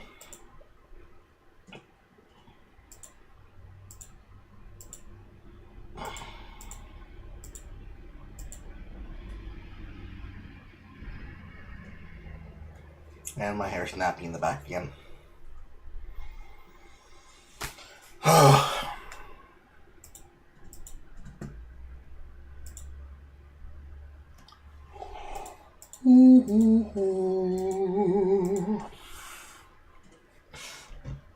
Alright. Talking to my wife's boyfriend. This is going to be Cancer on a Stick. It's from 2 years ago. Late, but not too late. Is it true? Are you and my wife dating? Oh, yeah. Isn't she lovely? Ah, she's the best. Hello, everyone, and welcome to the channel. If you're new here, I am Chad, also known as Polyantham on... Oh, no. The man named the account. One is a cook. any and all social media, and I make content normalizing polyamory and just talking about how I operate in a polyamorous space. And today, You mean how your wife operates while she's getting bent over by him? I have someone very special with me. My wife's boyfriend, Kyle. That's right, she dates a Chad and a Kyle, and somehow enjoys it. That's not funny. I don't know either. So I asked a bunch of you on TikTok and on Instagram to send in questions for me and Kyle about each other. A big topic in the world of polyamory is how metamors, or partners, interact with each other.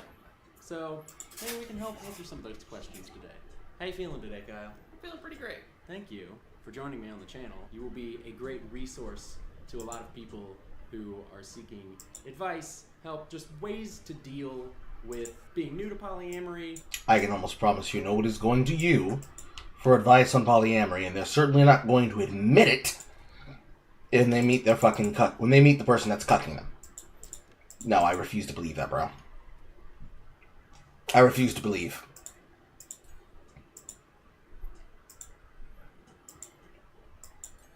Who voted for this one? Megalag? Yeah. I hope you like having that immediate call picked up. Because he answered your prayers, Callum. He answered your fucking prayers. Having some issues, stuff like that. So thank you. So the first question is, how did we meet? And what was the first communication like between us? Disclaimer about this question. I say time and time again that polyamory is not all about sex.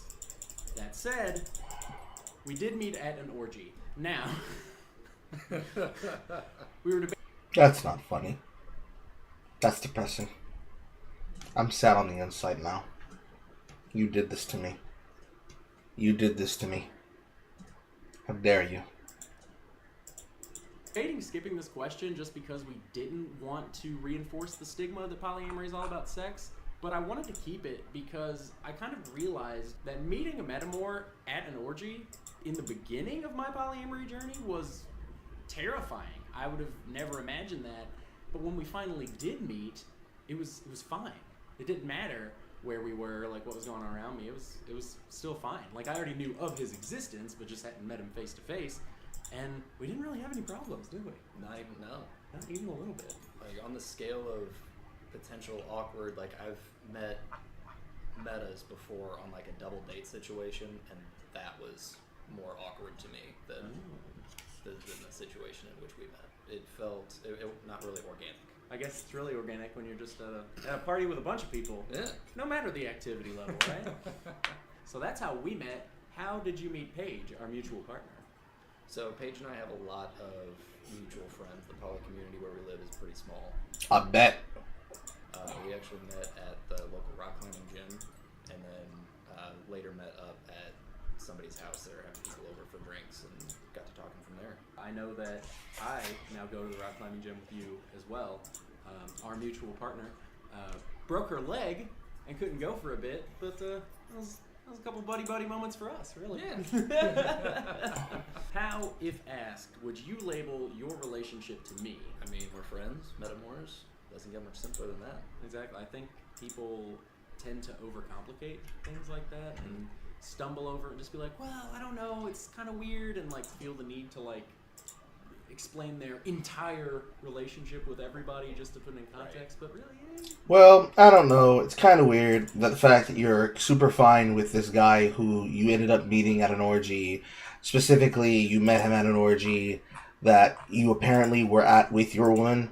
You guys just do that as a thing. That's fine. But you met him at an orgy and you introduce him in this way where you say it's not all about sex, but they met with sex. They met with the sex, bro. They met with the sex. Which creates nothing but antagonism that's gonna follow you around because you kind of can't, like, walk that shit the fuck back. You know? You know. So it is what it is if you really want to get down and get funky about it, bro.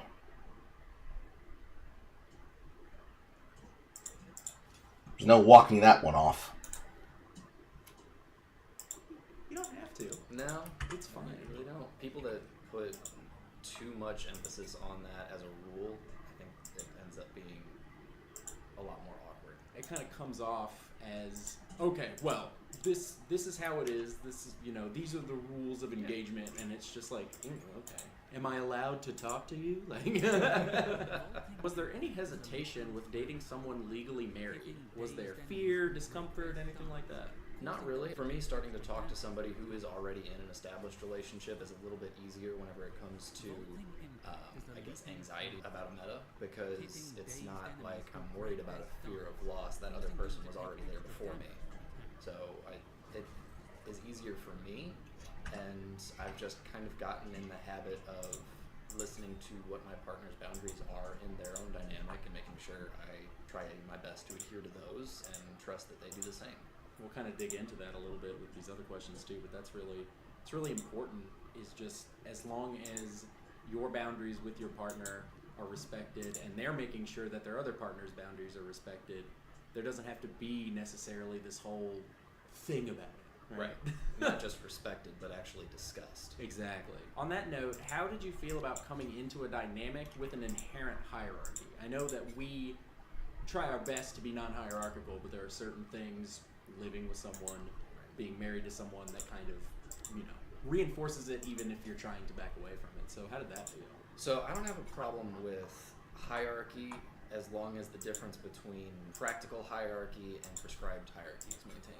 Practical being you guys live together, you share expenses, there are certain responsibilities that are going to have to be taken care of first and foremost. Prescribed being a partner has veto power, or we can't go to the specific restaurant because that's their special place, or things that seem fairly controlling. A boundary being something that you set for yourself, but a rule being something you're trying to set for other people. Definitely try to set boundaries rather than rules. I think people go overboard sometimes with being non-hierarchical, and they ignore kind of those things that you mentioned, like when you live together, when you're married, when you have kids or animals or whatever together. Like, there's going to be things that you just have to do with that person that kind of contributes to a hierarchy, and that's okay. That's not a bad thing as long as you're not doing it like you kind of described, right? Absolutely. Next question is, how do you communicate between all three of you comfortably? Do you guys ever go on dates or hang out with your mutual partner together? So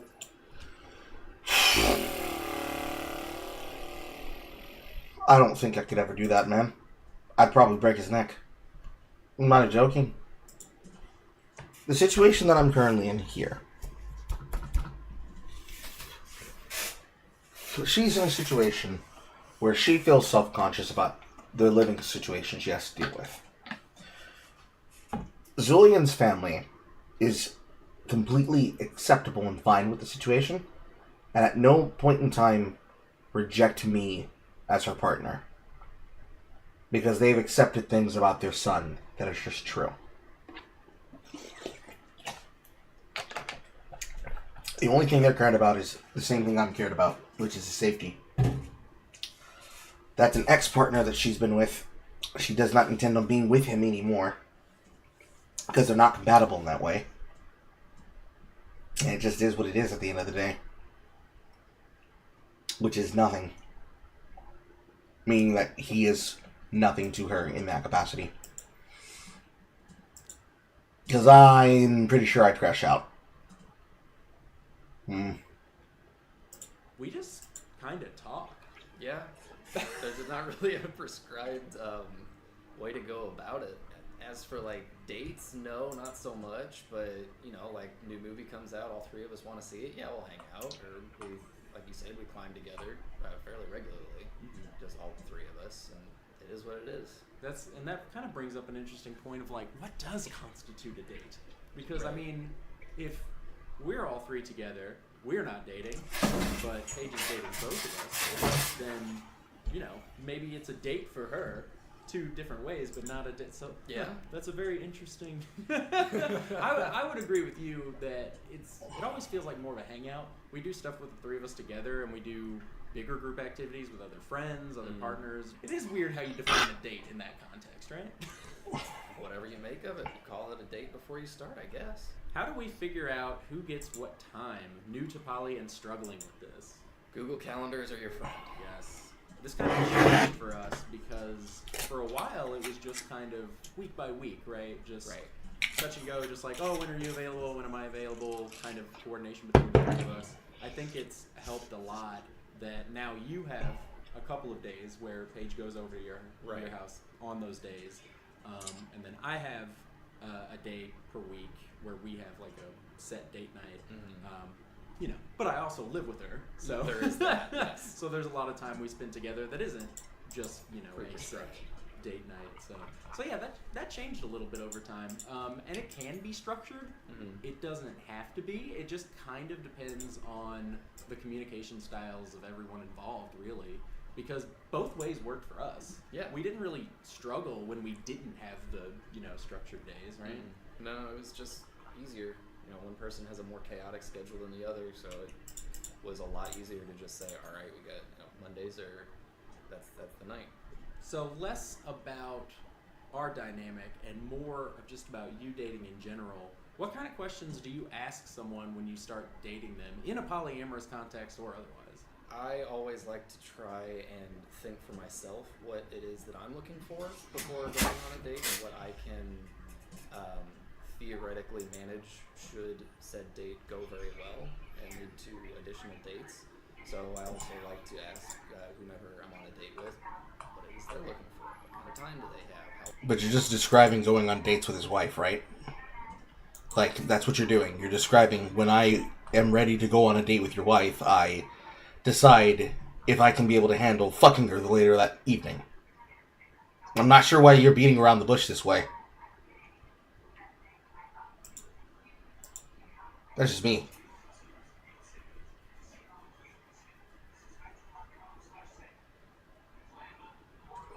Well, see, this video is 2 years old, so I guess we can just check in and see what exactly happened with this dynamic. But first, let's get to the end of the video. She eventually comes into frame at some point, and the comment sections are just full of jokes at his expense. How often would they like to meet with a partner should it go well and, you know, something were to form? Another thing I like to ask is about like their other partners. I can tell a lot about how a person's poly journey has been and is and how they operate by how they speak about their other partners. If they're comfortable just bragging and gushing about them, big old green flag. But you know, if they kind of shy away from the topic, you may end up thinking, all right, this might be something that's like inherently hierarchical or uncomfortable. Someone's uncomfortable in the dynamic. Another big question I like to ask is how long they've been poly or living a polyamorous lifestyle. I have dated people that were both very new to it as well as just opening to try it, and I don't want to hate on anybody anybody that is new to the lifestyle or is just starting to get into it, because it is a journey. It is hard. Yeah. And whenever Yeah, because it's hard watching somebody else who you have romantic involvement with get involved with somebody else that you also have romantic involvement with, and it not be about what it very clearly and obviously is about. It'd be very hard to watch your partner get involved with someone who clearly has nothing but the intentions of smashing and grabbing and leaving, while you sit there wondering, well, I hope she comes back okay. Meanwhile, it's a goddamn nightmare in the other room. This is just obviously the case, bro.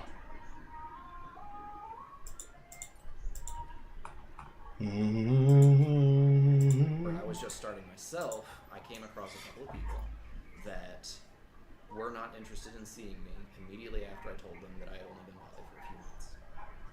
And I got my feelings a little bit hurt about that.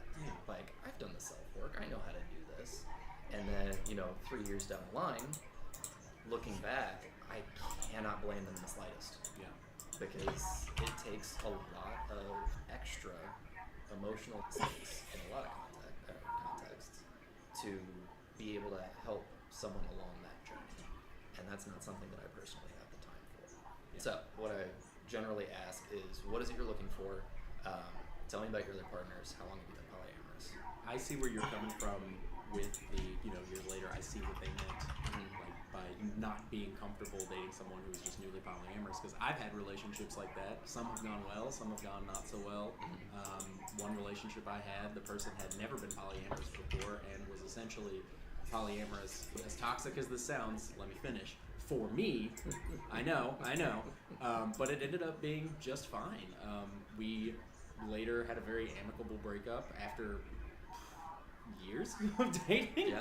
and I understood that they kind of, wanted to be monogamous with a different person, and that was okay with me. Been there. I mean, but I having the context helped me so much. It didn't it hurt a little bit, obviously, because Yeah. I like this person, I was dating this person, but I knew that kind of going into it, even Yeah. from the beginning. I knew that I had no expectation that this person was going to start dating me and then just go full poly, right? So it worked out. There have been other partners I've had that I was kind of the more experienced one, I suppose, and it did not work out very well. Despite, like you said, doing the self-work, I'm not gonna bash anyone who is newer and just needs to do more. They were doing the self-work. Because, of course, that would be the hard part, describing what it actually entails to be polyamorous. I'm not to discredit them at all. It's just different places, right? Right. The least satisfying answer that I always give, but the most honest answer for dealing with jealousy, how you deal with envy in polyamory, is time. It's such an unsatisfying answer, but oh my God, is it accurate? Like I said before, meeting a partner's partner at an orgy, terrifying in the beginning. Absolutely terrifying. Well, that's the most honest fucking thing you've said so far, bro. Yeah, of course it's fucking terrifying meeting your partner's partner at a fucking orgy. Huh? You mean she's sucking and fucking without me? Of course. Of fucking course. Why is it so hard for you to spit that the fuck out, though? Time passed, I learned more things and did more self-work, and I was completely fine. It didn't matter. Time. Sorry, I wish it was more satisfying. How do you explain to people unaware of polyamory what your relationship status is? I am not in the closet about being polyamorous, but I also don't generally talk about it or make a point to talk about it. I'm just generally straightforward. I tell them that I have 2 partners and everybody knows about each other, and I just keep it simple. I'm not out here to, preach the pros and cons of non-monogamous relationships. It's what works for me, and people can accept it or not. Here. For me, it kind of depends on the person. A lot of my family doesn't need to know. It doesn't really matter. I know they wouldn't understand, and frankly, I'm a little bit lazy to have that conversation because it's not gonna go anywhere. Whatever. Yeah. The closest family members to me do know, because I feel like it was important for them. they're gonna meet these people at Yeah. some point. Your mom's right? a lovely woman. Oh, thank you. Someone that's going to meet my partners and interact with them, I don't do the thing where you just call someone a friend, right? I feel like that's so hurtful. Right. Even Absolutely. if the person like kind of gets it and like, you know, understands, it's just like it sucks. Tying back to the hierarchy thing, that really is tough. About being polyamorous and married, the outside party, as it were, has to accept the fact that people that are important to their partner are not going to know about their existence. I also, despite being on the internet talking about polyamory all the time, don't consider myself outside of that context like a polyamory evangelist, right? You don't say, bro. You don't say. Interesting. Any other critical details about your life you're not directly forward with? Not, you know, going around like I'm very open about it, but I am not just look at me and my multiple partners. Except I do want to go to my next high school reunion and do that. I'm not kidding. Oh, 100%. Like that is the one context where I will just be like, witness me. You deserve to be bullied for all the things that you do and that are wrong with you. Every single one of them. Every single one of them, you deserve to be bullied. For that response right there alone. For that response, that right there alone. Talk about turning a target on your back, bro. Talk about putting a target on your fucking back. And it will be lovely. I think it's also a fear of not wanting to be that guy. Right. Like, ooh, I'm polyamorous. I'm better than you, right? Which is screwed up because that's not my fault. Like, that is monogamy culture perceiving me. It's not necessarily something I'm doing wrong. It's like a skewed lens. Is there no jealousy at all between us? No, I mean, I think I have occasional feelings of jealousy, not specifically within the context of this whole thing, but as time's gone on, I've gotten really good at identifying where that jealousy is coming from, and naming it tends to make it just disappear. I agree, and I would also definitely use the word occasional because it just it peaks Everybody and feels spurts. jealous. Right, at like times. you and Paige will do something that I wanted to do. Sometimes it's something I didn't even know I wanted to do. Right, and I'll just be like, man, I'm jealous about that. And like you said, naming it kind of just lets it pass pretty easily. And over time, it's gotten so much more mild. Used to, I could go on a spiral about it, right? And now it's more of just like, dang, I was hoping we could do that. And then I remember, we can do that. Absolutely. Like, there are so few things that I can't do with a partner. If I expressed that I was jealous about that and wanted to do that thing, we can also do that thing. There's not anything remarkably special most of the time about doing something with someone first. Right. If you get to do it. In fact, side benefit, if someone does something with someone else first, then they experience that thing and they'll be better at helping you experience that thing when you do it. Yeah. Polyamory life hack. This one's for me. Was him staying at your house ever an issue, and if so, how did you overcome it? Earlier on, when you two were dating, you would come over here quite often. I would never really call it an issue. The only issue I really have is like making sure the dogs are taken care of before everyone's like in bed. Right. And I don't like to interrupt when someone else is over. It's their date. I'm not a part of it. I don't really like to be all up in their space. It's not a rule or anything like that. Anyone who's over is usually fine interacting with me, but I just don't like to intrude. But it's more about logistics and our animals than anything else, not really about jealousy. If someone else is downstairs, I'm upstairs, I'm in my office, I go to bed, it doesn't really matter.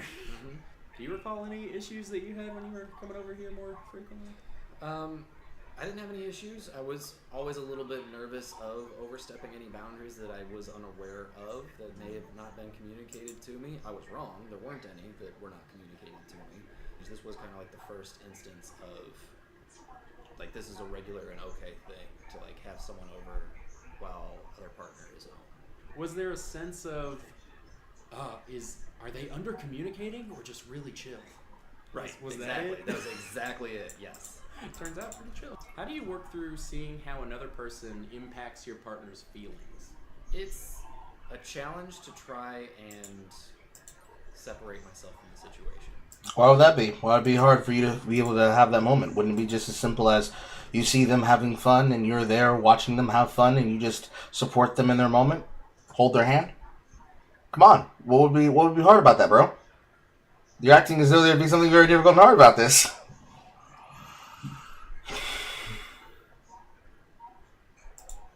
I assume we're talking about someone Oh. affecting my partner's feelings in a negative way. Yeah. It's difficult to be supportive without judgment. If the person that is affecting my partner's feelings in a negative way is a meta, then it is very important for me to stay out of it while still being as supportive as I can. Just even from the monogamy days when my buddies were dating somebody. If they break up, never talk shit about their ex. Yeah. Because if they get back together, they're going to remember that. Yep. Or in the same deal, like don't air your dirty laundry whenever you're having an argument with a partner. Don't air your dirty laundry to like your family because that partner's going to be coming over for Thanksgiving and it's going to be real awkward. Yeah, that's the long and short of it. Separate myself from the situation, but still be as supportive as I can. Yeah, that is a tricky line to toe too, because you want to be involved to the extent that you make your partner feel better, Right. but not to the extent that you are stepping on toes you shouldn't be stepping on. Correct. And sometimes that can be, especially if a meta did something that you think is pretty bad, right? Yeah. Then it's really hard. That's a tricky gray area too, because it is okay. How is it tricky and or gray area? You disrespected my partner. I don't want you in my house. Get out. What's so hard about that?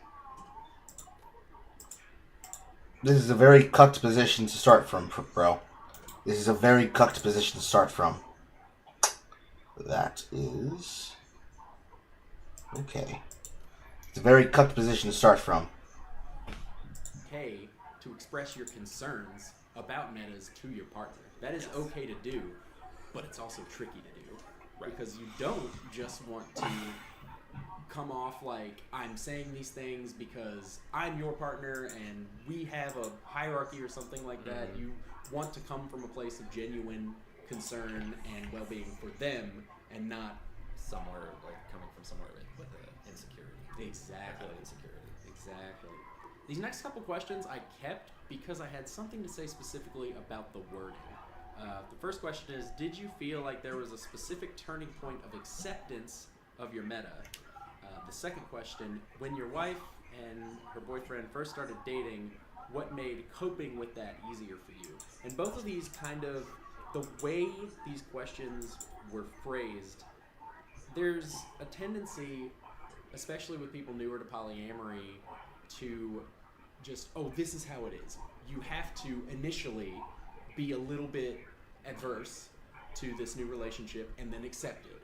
You have to cope with things, right? There is a point that I feel like I have reached that it doesn't feel like I have to cope. It doesn't feel...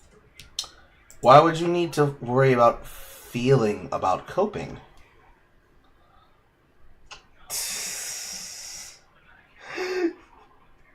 So, like, as the sex was even here, there would be no needing to cope because cope implies that you're not already accepting what's going on. Here's an example. I'm not Zulian's biological father.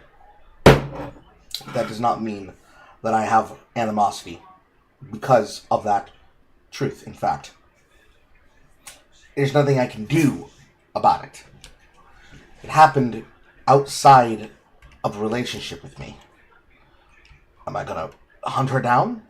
Beat her blind? Why? What does it solve? Nothing. It solves nothing. The only choice is to fucking suck it up, suck it in, get over it, and move on. Because there are 50 billion things that I could be mad about. 50 billion things. And all of them are going to cause a level of agitation that I'm going to have to get over quickly if I want to be able to keep my head calm. But Carl, that sounds like coping. No, it is not coping. It is dealing. It is dealing. I am dealing with the fact that that is what's happening. I can choose to cope, but it's not going to change the fact that it's happening. I have to make the decision. The decision is I either deal with what's in front of me or I crash out. There are more people that crash out than there are people who just deal with what's in front of them. As that is the case. That is the first thing a person is wont to do. They're wont to crash out. Because that's the normal reaction. Ain't gonna be me. It ain't gonna be me though. I ain't gonna watch my woman get beat the fuck from the back. But it's like that's not what's happening in the first place. It's literally just there is a connection to this child from her to him, and he is between him and her, my kid, as much as it is his kid. Getting angry about that and putting it in perspective, he has a biological father and a daddy. And there are 2, eventually 3, photos hanging over the equivalent of my mantle of this child. There's no need to cope. Everyone's involved in his rearing.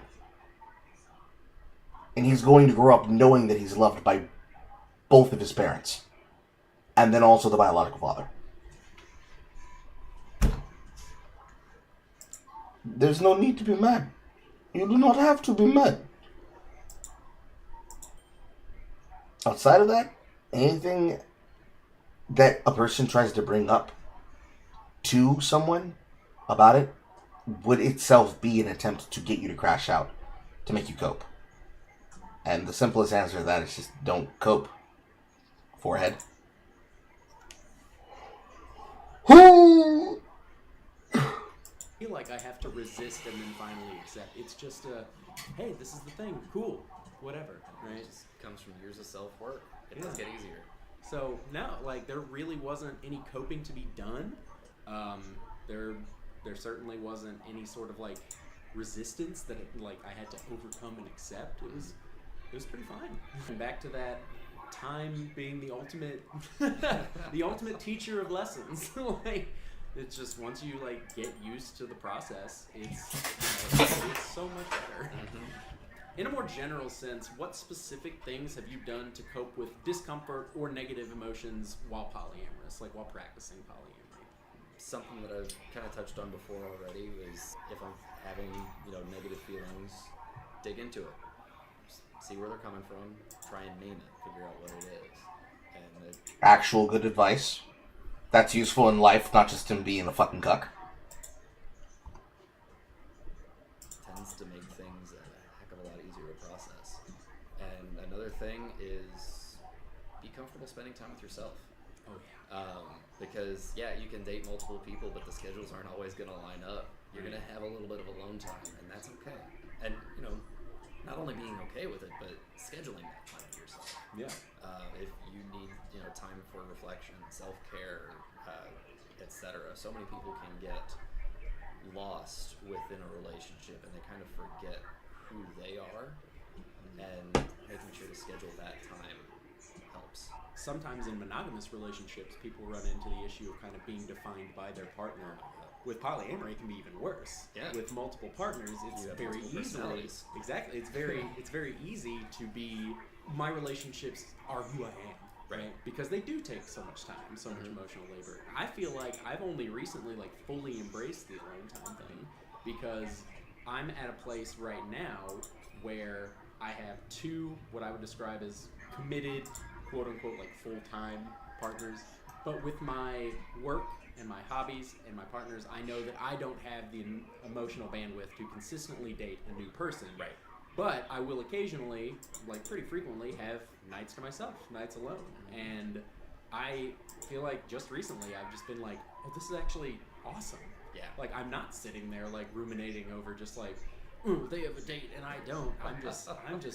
I'm loving the time to myself. I feel like people in polyamory often take alone time as some sort of failure, and it's not. Partners are not just to fill your time. Can you talk about how we work together to support our mutual partner and show her mutual love and care? Yeah.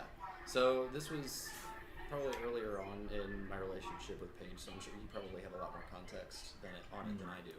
But she had another partner in addition to the two of us, and they broke up. But it was unexpected, came out of nowhere, and if I remember correctly, it was so you could try to be monogamous. I would describe it as amicable but unexpected. Right. It wasn't a particularly rough breakup, but it did, kind of come out of nowhere. So. Right. Yeah, so in any case, she was down in the dumps, obviously, as one would be. And I think you contacted me asking for gift ideas. I did, yeah. Yeah. And we were able to kind of brainstorm and come up with a little care package deal to help her get through a tough time. Because Paige had the car at the time, and I can't right. remember where the other vehicle was, if I had it or if I just wanted to, I don't know. I took a little jog down to this just street where there's shops and stuff, and I was texting Kyle and one of Paige's other partners at the time, just like, oh my god, I found this. Excuse me? Run that back by me again? Took a little jog down to this just street where there's shops and stuff, and I was texting Kyle and one of Paige's other partners at the time, just like, Bro, it sounds like she is practicing Lotharioism and you're just sitting there watching. Nigga damn.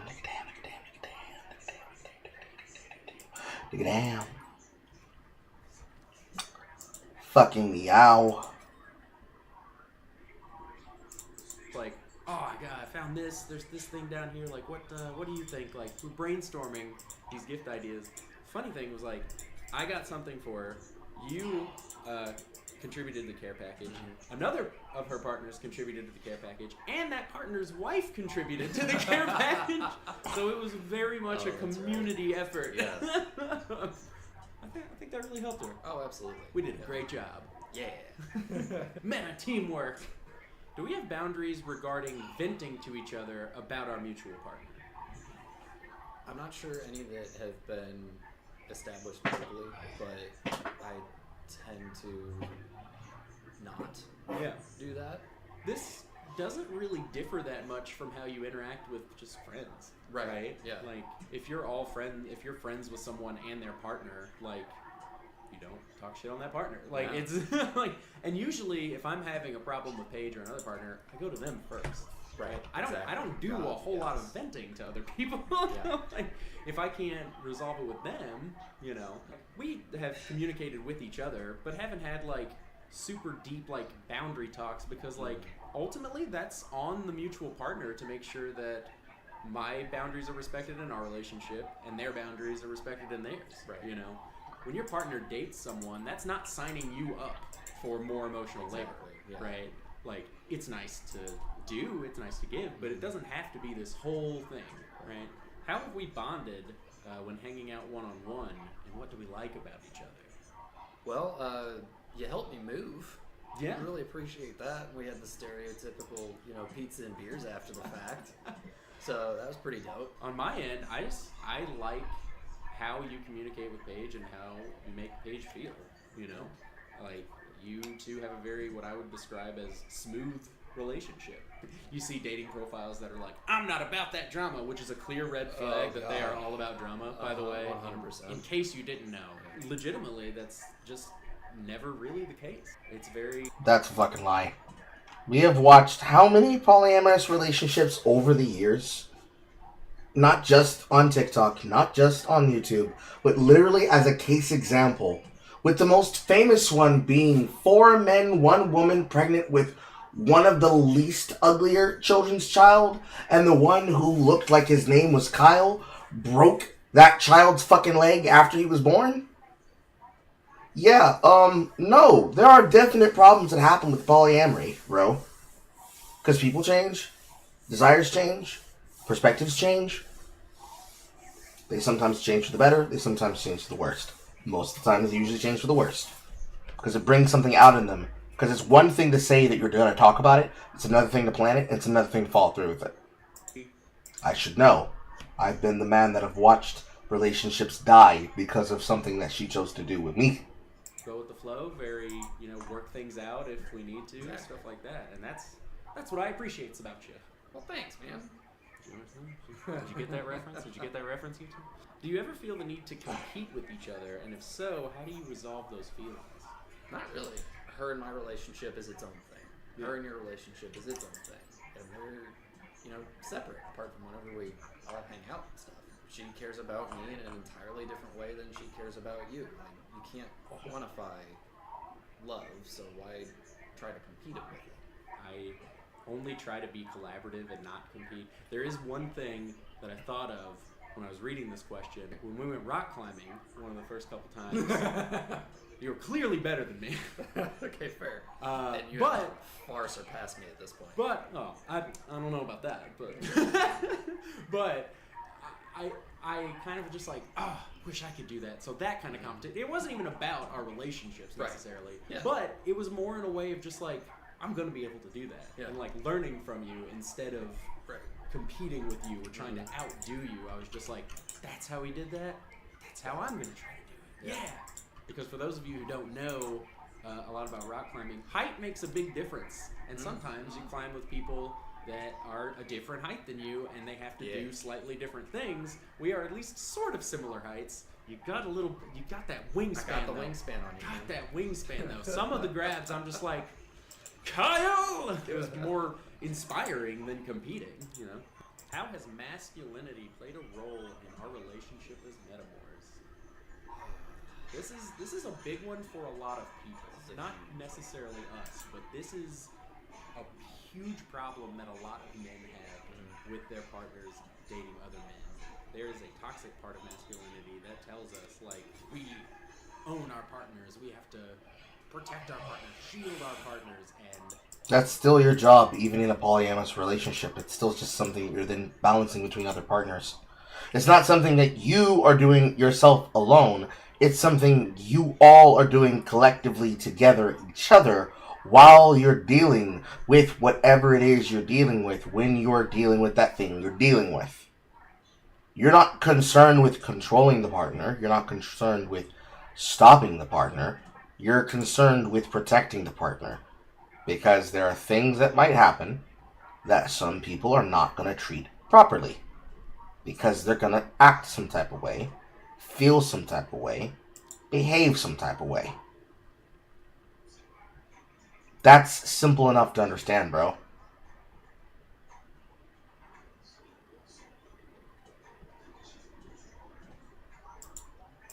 every bit of that learned toxicity fights you sometimes, Learned toxicity. From a very, very early age, because that's just kind of how our society is right now. So yeah, I mean, there is a lot of unpacking that has to be done, especially whenever it comes to your partner dating other people. At the end of the day, it comes down to recognizing and emphasizing the fact that my partner is just that. They are an equal partner in this relationship. I don't own my partner. They are their own person, and they can make their own decisions. Getting to that point was really important. And honestly, that helped a lot with jealousy things down there as well. I think a lot of that jealousy and insecurity from that most of us have. A lot of the toxic masculinity. Ingrained toxic masculinity, also known as anti-bitchdom. The anti-bitchdom that stops you from crashing out and losing your mind. Because they're literally doing things that are going to make you crash out. Masculinity that I had learned, like you said, since birth, pretty much, was fighting me, just fighting me and fighting me. I get a lot of comments that are just rooted in really toxic, really shitty masculinity. And I look at those comments and I'm like, I used to think that way. And now they make no sense to me, right? And they're always super ignorant, like clearly they don't know anything about polyamory, non-monogamy at all, and it's just jab, like, oh, you let your wife have sex with another dude, and it's just the comments I get sometimes just remind me of how far I've come. I think for me a mental turning point was having bisexual women as partners, experiencing that partner going out on a date with a man, and then having that same experience with a partner going on a date with a woman. And the thing that finally mentally clicked in my head is, why am I uncomfortable with her dating a man and not a woman? Because the man is a threat and the woman is not. Because the man is a threat and the woman is not. Because the man is a threat and the woman is not. You two beat around the bush so fucking hard, man. If we're keeping with the irrational train of thought, the woman is just as equally likely to take her away from me as the man is. But I know my partner's not going to leave me. And just unpacking that helped me a lot, strangely enough. With polyamory, I've often got the question, aren't you afraid your partner's going to leave you? I always say that's the beauty of polyamory. They don't have to. Well, they can. They have this thing called a favorite. They can decide you're no longer their favorite. As much as one can say, well, that's not an issue. Like, I don't have to feel afraid like that, but you still do, don't you? You still do feel the fear. It's only normal. It's only natural. No reason to be upset about it. It just is what it is, bro. It just is what it is. Don't be worried. Don't be scared. What you really scared for? That dick works good, right? She ain't gonna leave you, right? What you mad about?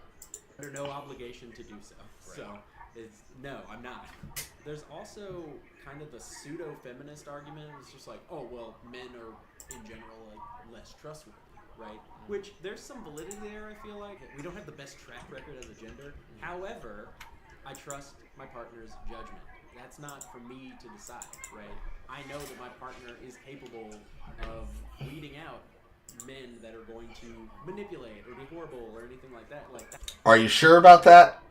That's not something I have to worry about, because my partner is a completely capable person in and of themselves. They don't need me to do that. So we feel that our connection as metas has changed through different stages of your relationship with Paige. I don't feel like there was a necessary evolution to our friendship, but I feel like it just happened organically. Right. We did didn't evolve independent of our individual relationship. Yeah, we didn't feel like we had to be friends with each other. We had to know each other because we're both. Actually, you do, dumbass. You actually do. You have a requirement to be able to understand him and to be able to reach a point where you and him can work together as a unit, because of the fact that you and him collectively together effectively are in the same boat. It is literally incumbent, Big Smash. It is literally incumbent upon the both of you to work together and figure out how to get through your problems. Because if you can't get through your problems, then you and him and your partner are going to have a lot of things to talk about. And that's going to be horrible for you. It's going to be horrible for you. Because you're not going to be able to cooperate as a partner. She's not going to be able to give you answers about, like, well, what are you doing with him? Where are you going with him? Where is the what? Who is the why? Who did you go with? What were you doing? That's two uniques. Who are you? What are you doing? Where are you going? Who are you going with? Like, when you're going to be out? When can I expect you to be back home? All that shit creates a need for safety and security. And it is only natural that you would be worried about it. Because why wouldn't you be worried about it?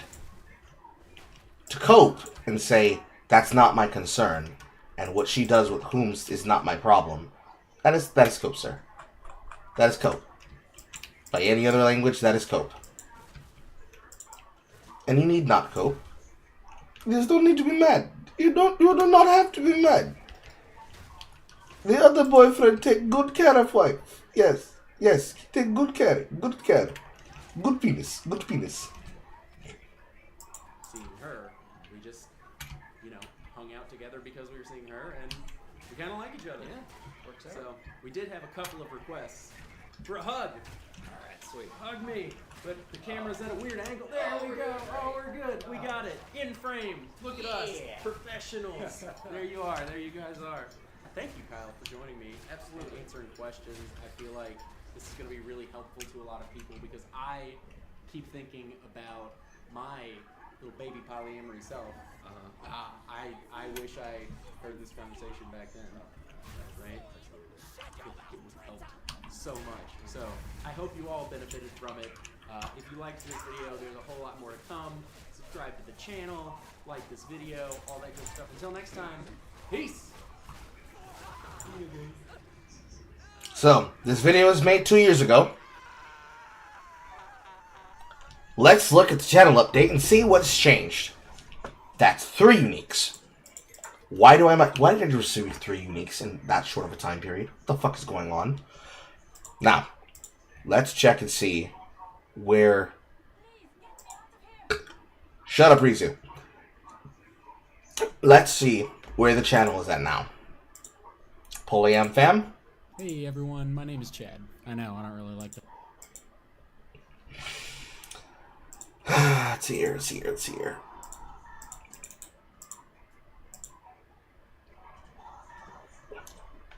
Where is it? Here we go. You shut your ass up, woman! I'm busy! So, Polyam fam. The feature video on the channel, 14K views, 4 years ago. From serial monogamist to polyamory meme lord. Normalize polyamory. Polyam fam, he, him.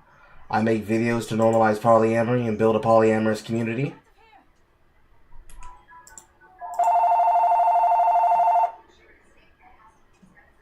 It's actually going somewhat decently if you look at the actual numbers. If you look at the numbers of what's happening on the platform, you can see a very clear difference. It does not appear to be that they have people working with them often. But let's check. Let's find out. Am I wrong? Am I coping? This video was posted March 10th, 2025. This is one of the videos in the top of his feed. So let's assume that all of this goes from 2025 backwards. 4.6, 23K, 6.8, 5.6. For the scope of a channel like this, for such a diverse of topic, it's so strange that the majority of your material seems to be just you, and then she's nowhere to be found in a video about you and your partner, and your partner's partner. And of course, mid. Aggressively mid. It's time to wake her up. Be right back, chat.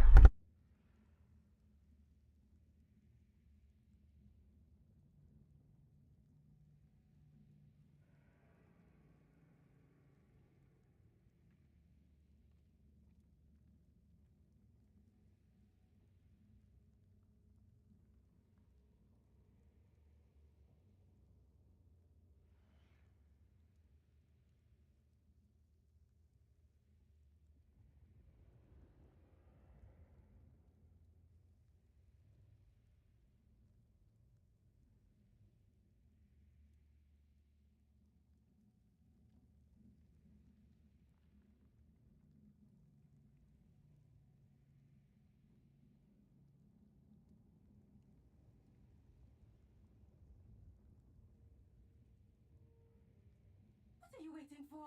Get me out of here!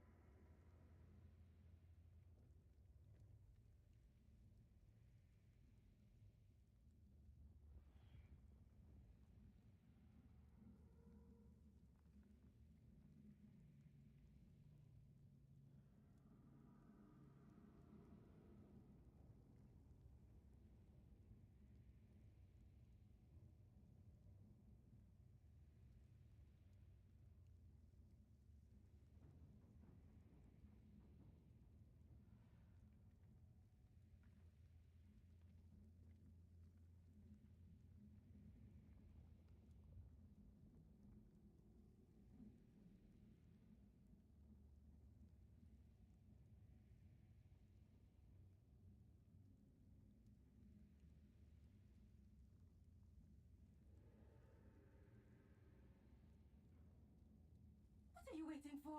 Get me out of here!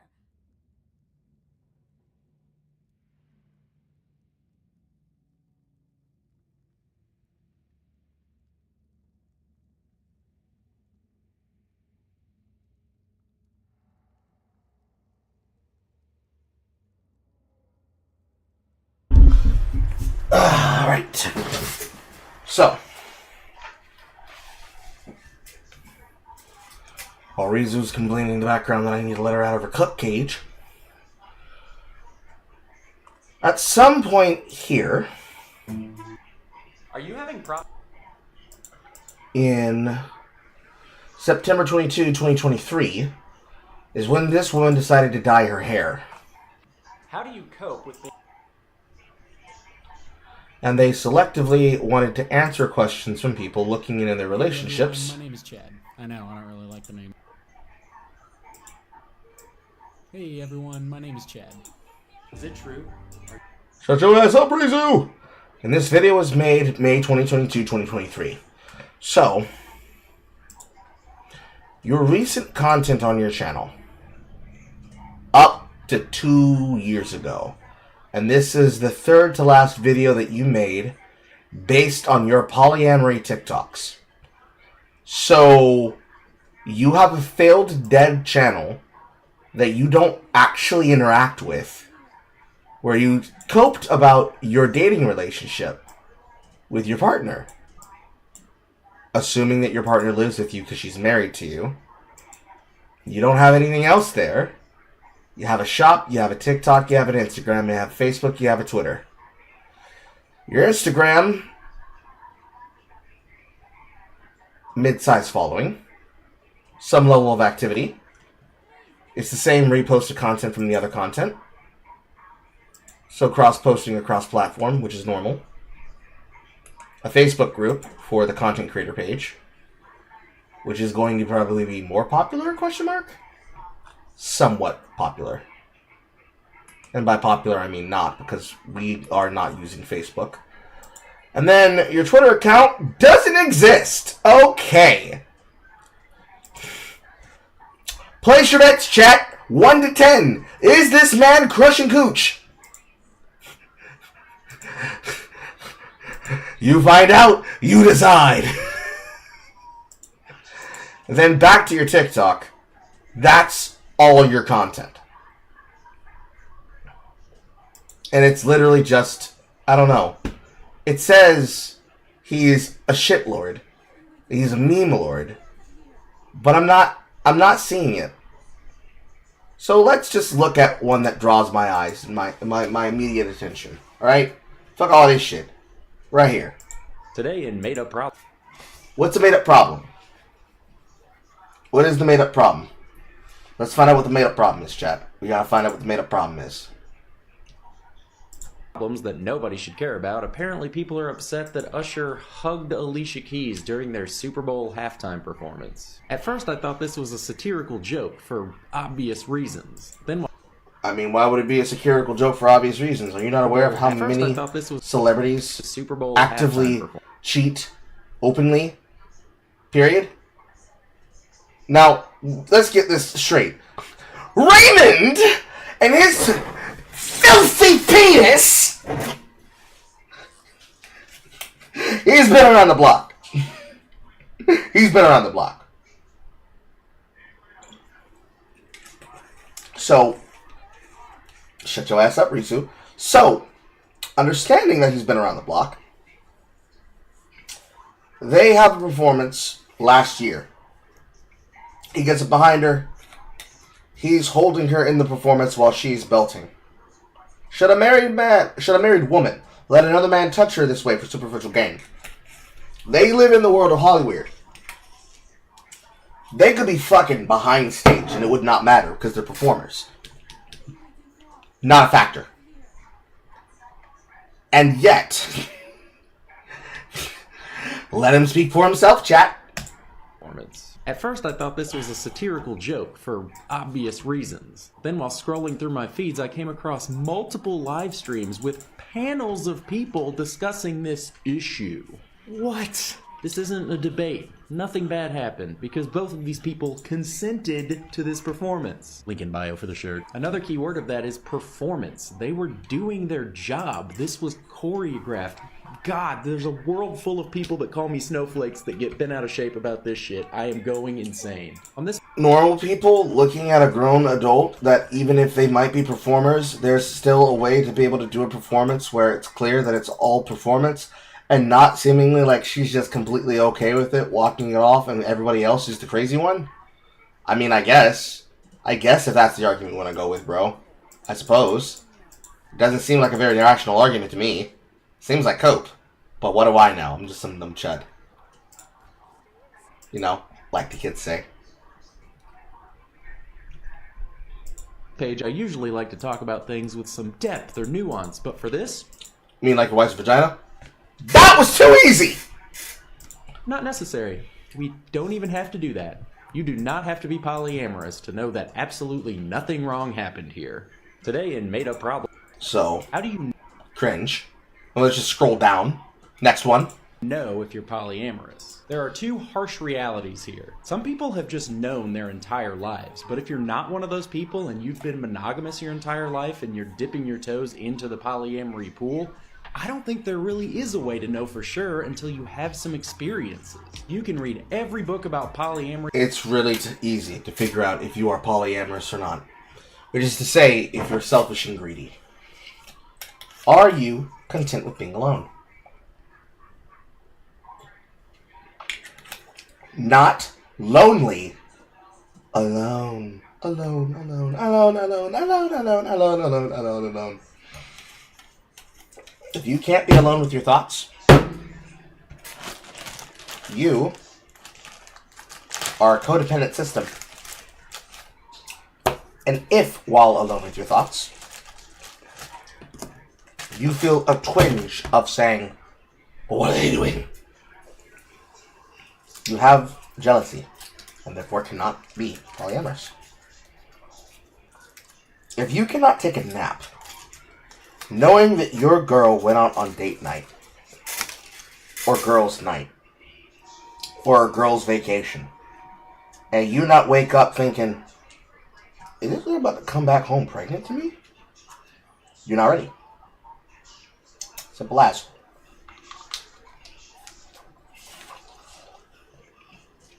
There is no easier measurement.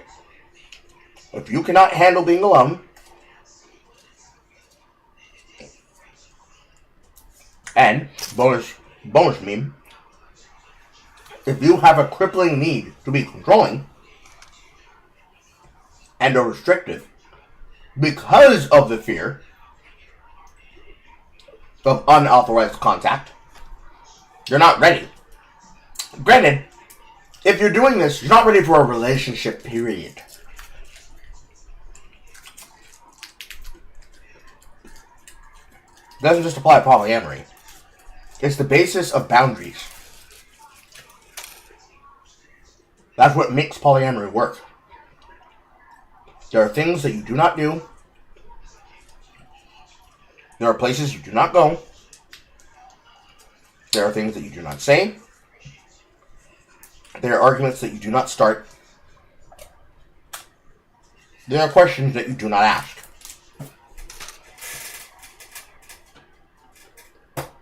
So if you are the other woman, you don't get to ask questions like, what are we? And when are you leaving your wife for me? You, girlie, are a concubine.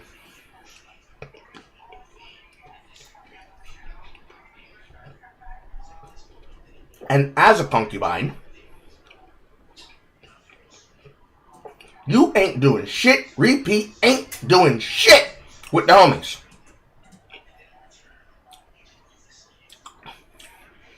Because concubines, hello Tangle Tongue, because concubines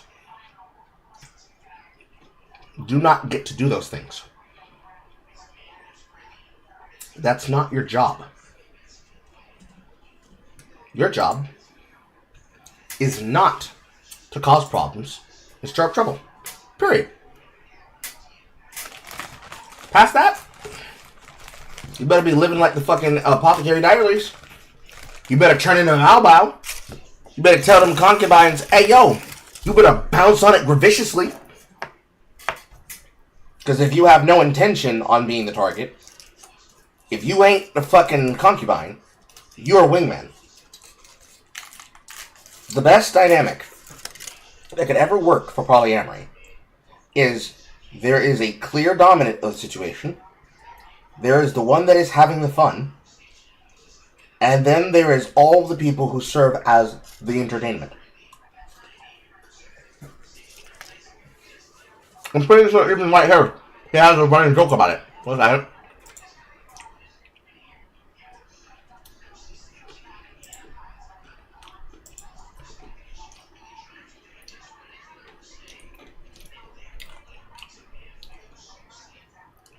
Could have swore I just saw it. Am I crazy?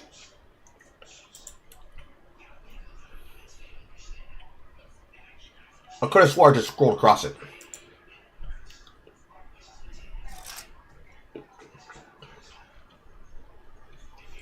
It was something like like me and my wife saw you from across the bar and some shit like that. Or was it in his shorts? There should be a copy paste of the same one.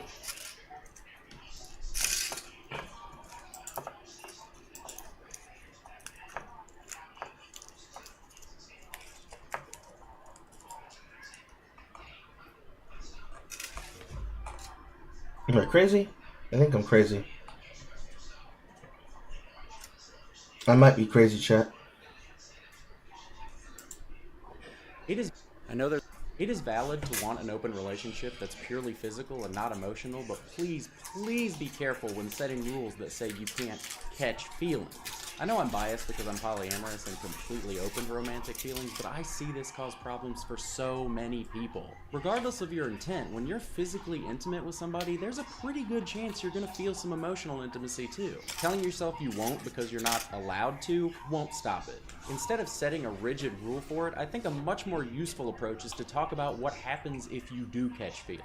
It's okay to say this is not what we're going for, but it's a possibility, so let's talk about where we go from there. I highly recommend not pulling the plug and immediately going back to monogamy because that's a recipe to upset everyone involved. I see so many people coming into non-monogamy with a super specific plan, and as soon as something goes the other way, it completely derails them. Talk about these hypotheticals ahead of time before diving in head first. They would have already done that ahead of time, and that was not polyamory, that's polygamy. Oh look, Callum's on the same page as me. That was not the video I was looking for, but again, that's a part of the problem here. I could have swore I saw it here. Am I blind?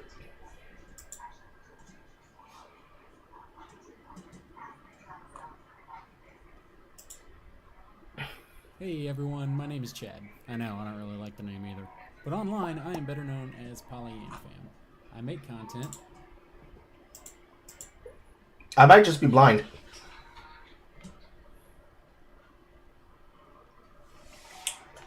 But let's just go through the tops, just to be safe. Let's start from the beginning and go backwards. Today I flirted with somebody saying, "Are you in a..." He's wearing the metrosexual earplugs. It has gotten worse faster. It has gotten worse faster.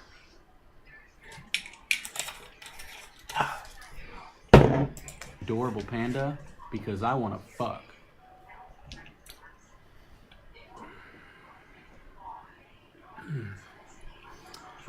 And it worked. I got a date. Today I'm out. So, real quick. We miss you.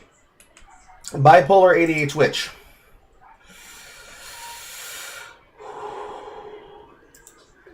Now listen here, guys. This is not a place of judgment. That is reserved for me. And me alone. But we're just gonna go through. We're gonna peruse, okay? We're perusing. We are looking at the kinds of people that are responsive to this content, okay?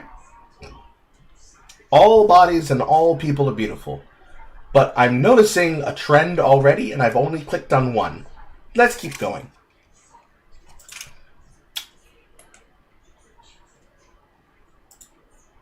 And here we have another. No content. 39 years old. Homosexual / polyamorous.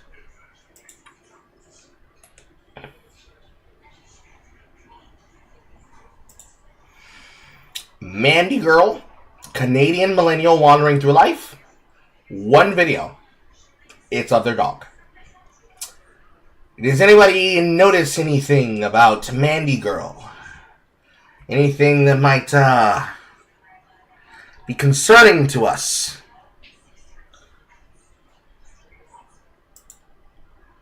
Let's click on another. Here we have Unruly Little Brat. 39-year-old wife, mother, and polyamorous girl trying to make it through life. Are we noticing a pattern here? Let's just put the kibosh on it directly. This is just here inside the content.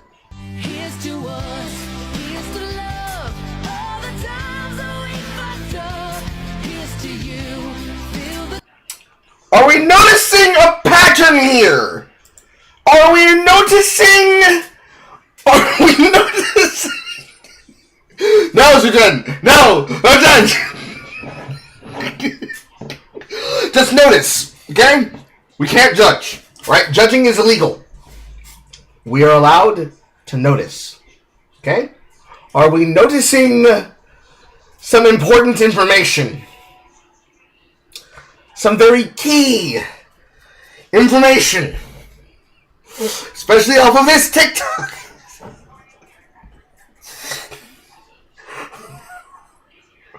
This is not what I planned to do today, but I guess this is what we're doing right now. I believe the word that we're looking here is a victim of a Jody. Yes. Apparently, he is not just an army man, he is a sailor man.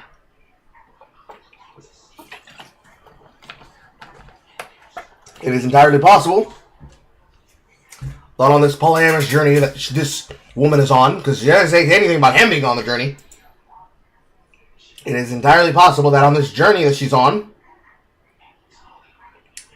she forgot to bring her husband. Oh, you want to play Psycho Killer? Because I'm seeing a lot of things that show off her appearance, but not her with her man at the same time. Very interesting. Very interesting. Let's click on another.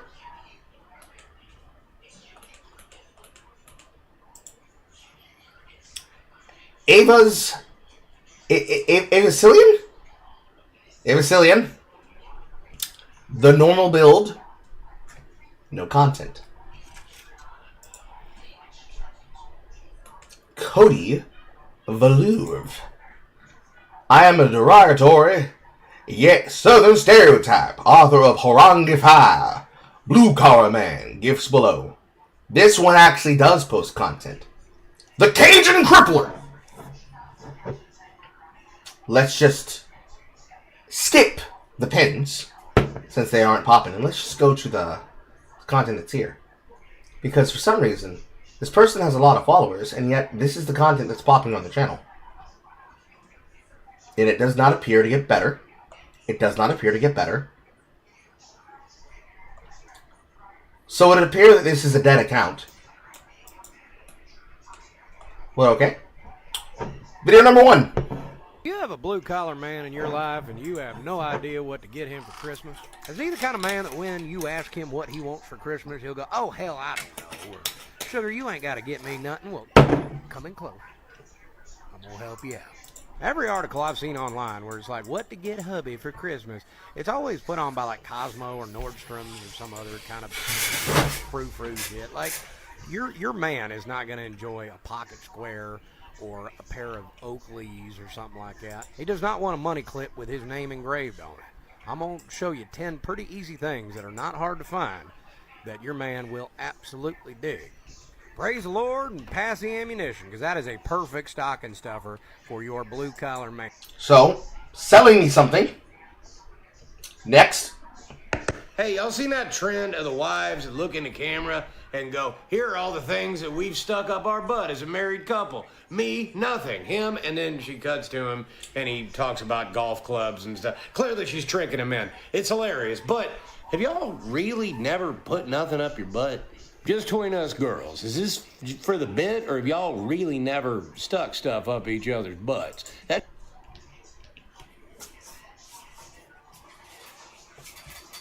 I wish I had a wind chime. Just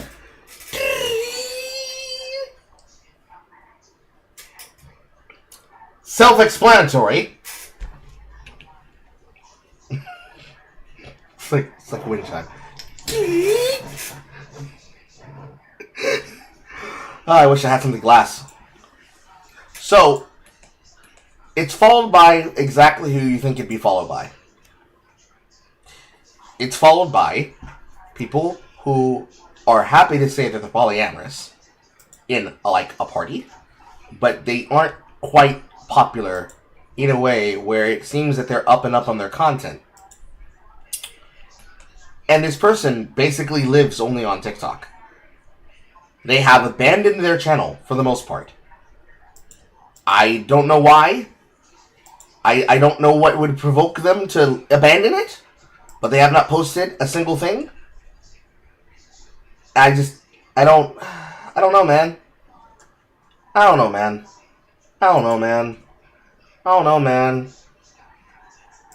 know. But I can tell you one thing I do know. I know that man is miserable. He does not look like he's gotten more masculine. It looks like he's gotten more gay. Super-duper gay.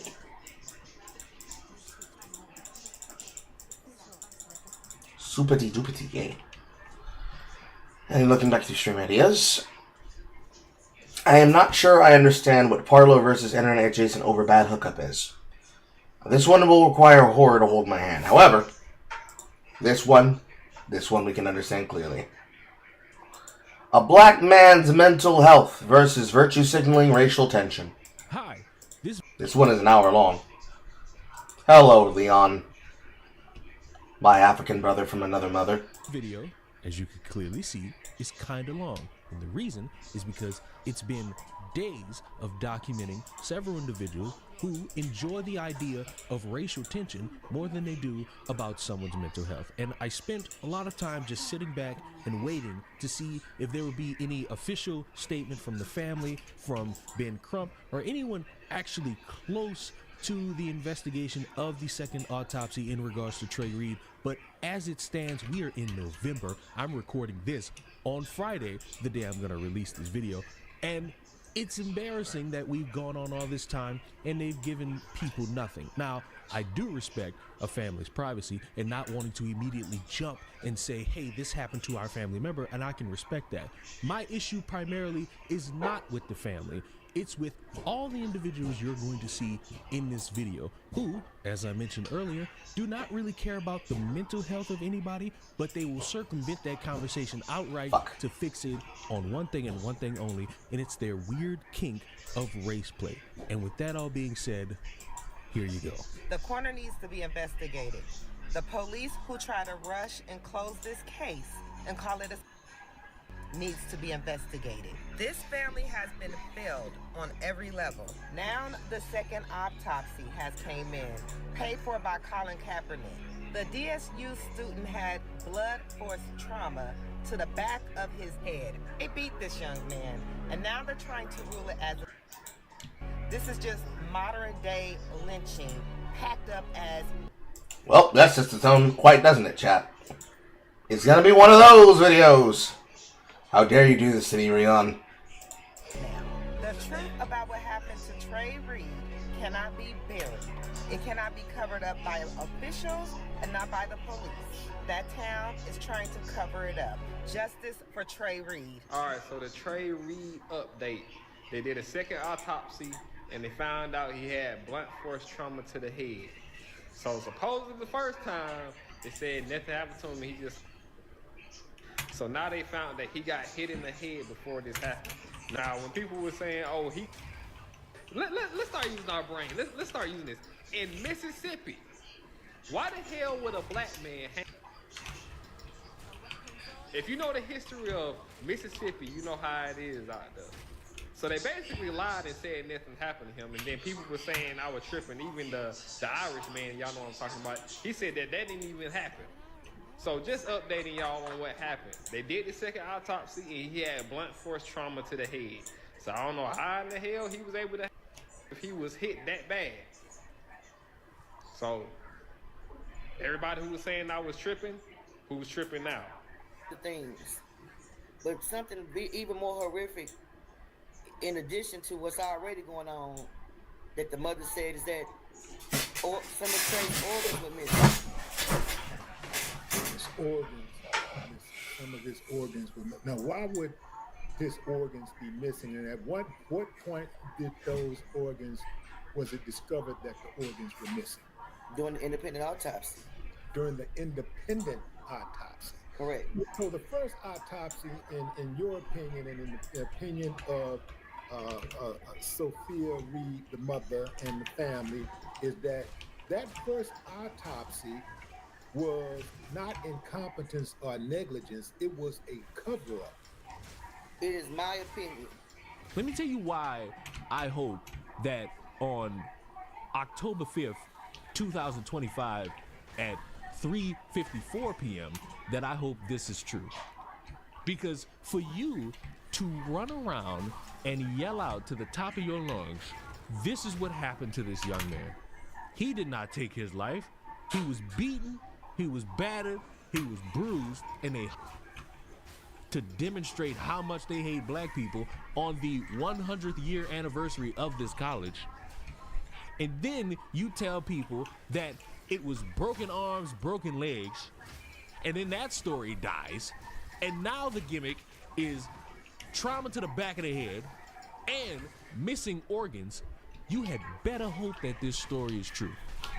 Because if it's not, why would anybody want to listen to any of these people that are spreading this again? Why would anybody take a second to hold precaution and measures around a dead body? Because you have glaring examples, some drastic, some not, that have proven that word of mouth mean absolutely nothing. And all these nice little quips about, oh, you don't want to believe this person, you don't want to believe this group here, you don't want to believe this group here. I'm telling y'all this before the family comes out and says either yay or nay. These stories that you are seeing better be true. Because if they're not, I'm gonna have a field day making fun of all these people and what it is that they pretend to care about. Let me listen to this. That first autopsy was not incompetence or negligence. It was a cover-up. It is my opinion. I'm only gonna speak for my opinion. Y'all, for the past number of hours, have been running around saying that y'all got an autopsy report, and y'all have been making TikToks out the wazoo, talking about how this new information proves this, that, and the third, off a fat bitch opinion? And then y'all sitting here wondering why I'm sitting here laughing, saying this is stupid. All these people who have been running around since yesterday, crying, hooting and hollering, he's got a bruised back, he has a dent in his head, blunt force trauma this, blunt force trauma that. What happened to the broken arms? What happened to the broken legs? How did y'all fuck this up so hilariously? How is it in this moment, all this information y'all are getting is coming from a woman and a bald guy trying to get the information out and passing it along as, oh my God, what a great hero Colin Kaepernick is. And mind you, he is. Colin Kaepernick and his little foundation putting up money so that they could have a separate investigation. You know what? Good for him. Feather in his cap. How in the blue hell did y'all get to a point of trusting somebody who just told you, oh, this story about missing organs in the autopsy? Oh, it's just my opinion that it's nothing more than a cover-up. Why are we doing this? Mind you, just so everybody is well and clear, nobody outside of maybe the investigators who are dealing with that second autopsy, the coroner, the family, Ben Crump, these four entities probably have access to that autopsy. And you want me to believe the fat bitch to the right is the one who was contacting the mother and got the scoop to then report to the bald fuck. Y'all are out of y'all goddamn minds if you think I'm about to believe this shit. And, mind you, it needs to be stated, the grandmother, because, you know, everybody likes to be finicky here with, oh, I heard from this cousin, I heard from that cousin. The grandmother hasn't come out and said any of that. The grandmother had to get on social media to say, if you didn't hear from her, it's not true. Let's go ahead and clear up the rumors about Trey Reed's second autopsy came back. This is his grandmother page, and this is what she had to say. Good morning. For clarity, the second autopsy for Trey Reed has not been complete. You don't have to send new friend requests or be in my inbox. Everything you heard or was told is not true. I don't usually respond to social media, but I am tired. If I don't tell you, it is not true. Read it again. If I don't tell you, it is not true. So yeah, after I read the grandma post, y'all know I had to go find out who started the rumor from the beginning. Scrolling on Facebook, I ran across a Clearing Legend article that was talking about the Trey Reed second autopsy. It says the new cause of unaliving began circulating online October the 2nd after Krista Muhammad, the chair of New Black Panther Party, discussed. Of course it's the fucking new Black Panthers. Why would it be anybody else? You would have thought it was the Not Fucking Around Coalition, but no. It was the New Blacks. Information about the second autopsy that she received from Reed's mother. But Trey's grandmother said it hadn't been complete. So I don't know if she actually talked to the mother or what. So what gimmick are y'all playing with this shit? I know the gimmick, but I just thought I'd ask just to be nice. I know the gimmick. The gimmick is I'm going to get on my knees and I'm going to get in a prayer circle. And I'm going to hold hands with the other dumb fucks online. And I'm going to say, please, God, please, Lord, let me just get a hate crime of some white kids beating this boy because it just don't make sense. It just don't line up. It just don't really coincide with what I believe. And it's that a bunch of people just jumped him. He was at a predominantly white institution. So it's clear as day that if a black person dies around white people, it was the white person's fault. That's what y'all hoping for. And you know what? I'm still in that camp with y'all. I hope it's true for y'all too. I hope you get something that leads you into the direction that white people did this. And let me tell you my logic behind that twisted shit. Because if it's not true, you motherfuckers have wasted almost a full month openly lying, spreading misinformation about a body you claim to give a fuck about, but every step of the way, you're showing you don't care. Lying about what happened to his body is proof that you don't care. Lying as if it's some great cover-up proves that you don't care. Randomly believing somebody who's spouting opinions, nothing based around facts, proves that you don't care. Reading from an article that spouts nothing of truth and is just a fictitious fanfic regarding race relations proves that you don't care. Ignoring an article that came out around the exact same time motherfuckers was rushing to their phones and saying, oh my God, did you hear? Did you hear the new update? Did you hear this new update that you don't back up with any fucking source whatsoever? Proves you don't care. The first one ignored. It said there was no lacerations, no signs of foul play. But guess what? Here it goes. This baby had blunt force trauma to the back of his head. This baby had, this young man, Trey, he had not a fractured, but a sprung leg. He had bruises all up his back and on his butt cheeks, on his jawbone, on his face. At the funeral Saturday, you can see visible lumps on the brother's face and bruising. A lump on the side of his face and bruising. So this whole notion that this is somehow is straight up bullcrap. It was asphyxiation. as if he was hung after death, according to, and I don't know the actual medical terms, but what the mother said was, according to the doctor, the forensic pathologist doctor, that they were able to that did the findings with them on yesterday evening. It appears that I guess he was minutes or minutes after the death had already taken place, which we already figured because, as I mentioned before, most of the times with lynchings, you know, they're used as symbology. And what his mother wanted us to know, and what we want the world to know, why we saying ritualistic symbology, because this was the 100-year anniversary of Delta State University, that this baby was hung up in the middle of a schoolyard on a Monday morning for everyone to see, for the students to see. You have this woman in real time. We're still on October 5th, by the way, telling y'all all these things about bruising, about lumps on the man's head, and nobody's got a picture of this to broadcast to the world to show that a medical examiner lied. I have to, in real time, believe the word of this woman whose one lone source I'm supposed to believe is the mother. I'm sitting here being forced to believe this because I got no other option here.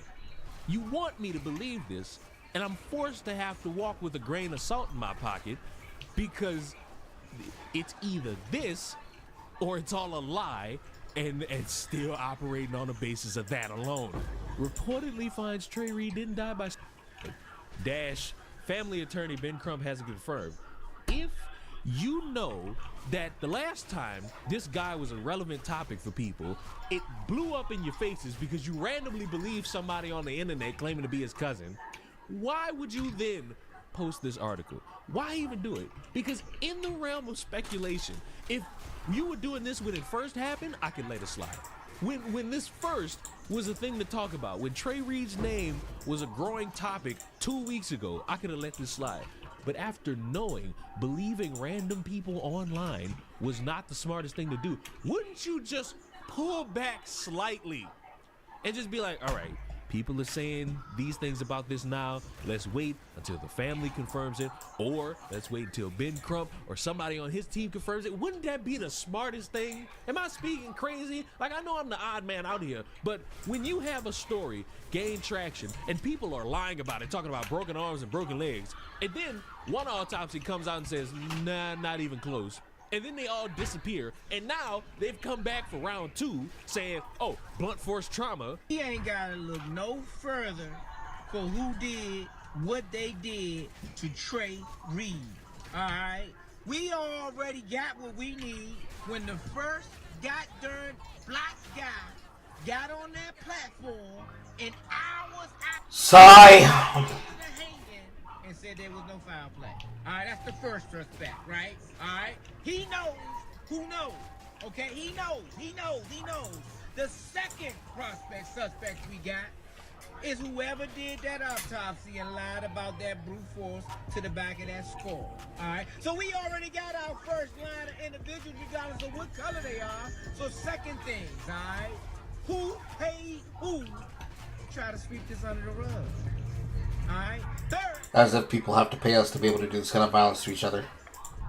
you know it gotta be part of the goddamn government, man. And we know what part of it is. We know this. We already got everything we need to do to find justice for Trey Reed. All we need to do is apply pressure. Go down in the comments. Pressure. Prove me wrong. So Trey Reed's second autopsy is in, the one that Colin... Thank you, white women, for your sacrifice and service. And retarded shit happening on this news topic recently in front of us. Yeah, because the state and local authorities said that he unalived himself. Yeah, except one thing, real fucking convenient. The belt that was used, 3 sizes too big. 3 sizes too big, so that couldn't have been possibly his belt. Oh, they also left out the fact that there was blunt force trauma to the back of his head. They also left out the fact that he was in an altercation with students a couple of days prior over the unaliving of CK. Yeah, they left all of that out. So Trey Reed, plain and simple, according to the autopsy results of the second autopsy that Colin Kaepernick had to pay for, Trey Reed was lynched. Plain and simple. So who's going to pay for that? Who's going to pay for what happened to him? I remember the case of Trey Reed, young black 19-year-old hanging from a tree in Mississippi, right? Y'all know that the administration from over there came forward and said there was no foul play that happened in this case. The autopsy came back, there was nothing to indicate that there was any foul play. A little black boy just went and climbed up a tree, put a rope around and dropped it. So Colin Kaepernick took his money and gave it to the family to have an independent autopsy, and they have found foul play. Broken skull, bruises on the back, as if they stumped this young man up before they put him on the tree. So we want answers, Mississippi, because we knew from the beginning, out of all the ways we could go to do the worst thing known to earth to a man, a black boy not going to no tree to do it. Mississippi, what's up? Go down in the... I like the fact that as he's getting more passionate, the hip hop, R&B, and soul music just picks up in the background like it's a classical Negro spiritual and shit. I love that part of it. I love that part of the story.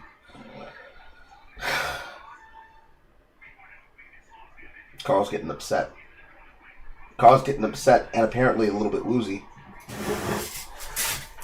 Carl, speaking of race play, if a girl wanted to call you the hard R in the bedroom, would you let them?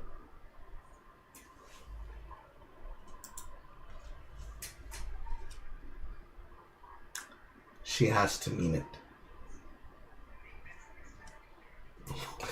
No, you all were not there for Kasak's birthday. It was not going to be televised. The amount of slurs that were said in this man's presence was not a small amount. She would never do this, mind you. But if Star ever wanted to start uttering slurs at the top of her lungs about the things she asks me to do to her, she would have to mean it.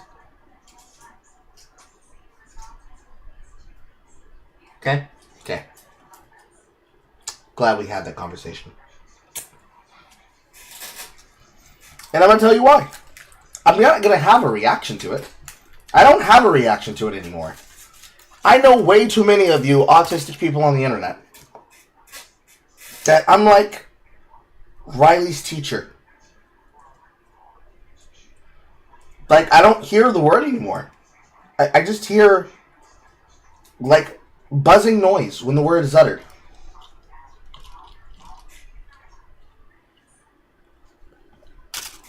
It doesn't matter. Not to me.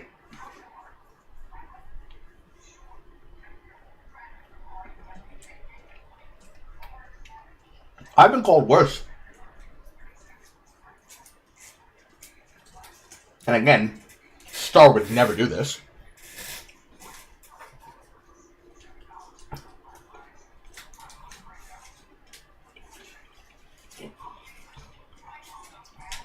But she'd have to mean it in the moment. And not like in a hateful way. There can be no stuttering. My belief is if you're going to utter a slur or a pejorative, you have to say it with confidence. So, when we went over that clip with Arc Raiders, when that player uttered the slur,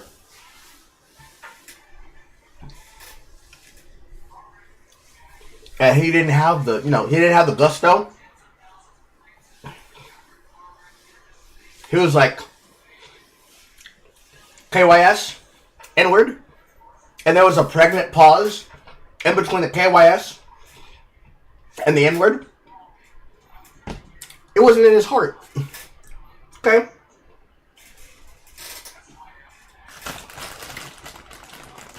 It needs to be in your heart. Like Adam Driver in Black Klansman.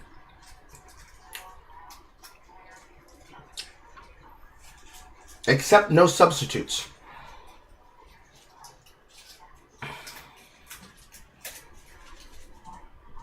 When you want your love sounds to sound like a hate crime, accept no substitutes. It's the N-word or nothing.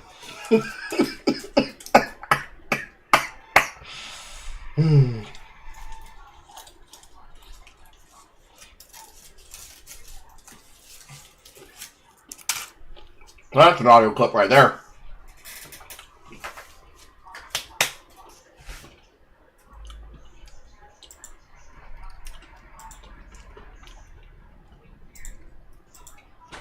And Mark.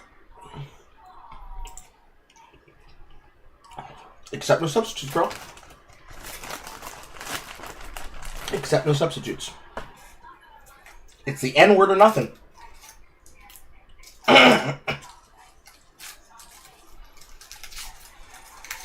And yes, it also applies to any variation or alternate word that would also mean the same thing.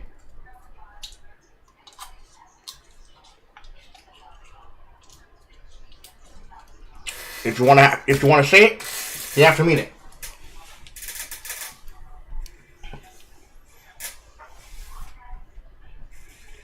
The comments and prove me wrong. Justice for Trey Reed. Wouldn't you think that would be the more cautious moment to say, all right, nobody we can draw back to actually close to the family can say definitively this is what it is, so let's just wait. Isn't that the better option here? Because notice, because I feel like I've said it, and if I haven't, oh boy, you're in for a treat. Notice how none of these people, none of these articles have come out and addressed the one glaring thing that Mama Odie's sister brought up. It's that apparently Trey Reed has some organs that are just randomly missing, that were stolen from his body. And I'm gonna comb through this. I'm gonna take a little look here, just comb through this. I'm not seeing any mention about, so far, I'm gonna keep scrolling, I don't see any mention about missing organs. I'm not seeing anything regarding his missing. Oh no! I thought we were finally past that. Where are his organs, chat? He was drawn racistly without his organs. Organs stolen. And when you have somebody that you're getting information from telling you all, hey, it was blunt force trauma. See, this is new evidence. See, this is new evidence. And they don't have anything to back it. And then you have another person saying, who's fueled this fire, hey, missing organs along with that blunt trauma, but nobody's bringing that up. It's leaving me in a bad mood. It's leaving me a little bit upset. It's having me be mad because a bunch of people are chasing a ghost that they can't seemingly see because they're allowing other people to say, hey, everybody, this is what happened, this is what happened, this is what happened. And when you ask these people, could you provide me any layer of proof? It's this excuse, it's that excuse. Oh, it's you might have to talk to the family. Bitch! You're the one who's telling me you're getting this information from the mother. I've calmed down just a little bit, and I've realized that I should have been more angry because at current time, people want me to believe, based on nothing but an article that tells you before you even get into the meat of the article that if you have any questions, you go to the attorney Ben Crump. You go to his team about this. You don't address. See, Callum, that's different. Because I know you're British, I don't care about you saying the word. But the declarative N-word. The professionally British declarative N-word. The unleashed, untapped power cannot just be said without the context of a serious conversation. I don't make the rules. I just enforce them.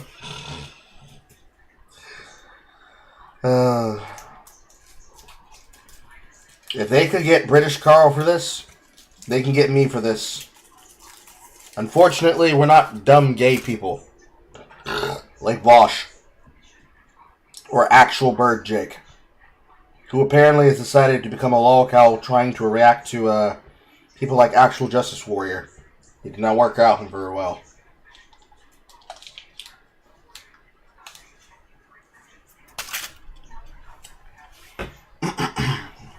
us with any questions. And then when you go and find out what the attorney Ben Crump and his team have to say, you find out that they don't even have the full autopsy done in order to release to the public. You want me to believe that at first, this was a young man who had broken arms and broken legs, so he couldn't even climb a tree to hang himself. And when that story failed, you disappeared. And now you want me to believe that this kid had blunt force trauma in the back of his head, meaning somebody must have knocked him behind the head and then hung him up in the tree. And you know, let's play the fun little game of waiting and seeing if this even comes about as true. But on top of that, you want me to believe Willie D Live's live stream where Mama Odie's little sister is speaking in a way that doesn't give anybody confidence in the English language about how not only the mother is choosing to ignore any possible reference or advice from anybody in a legal system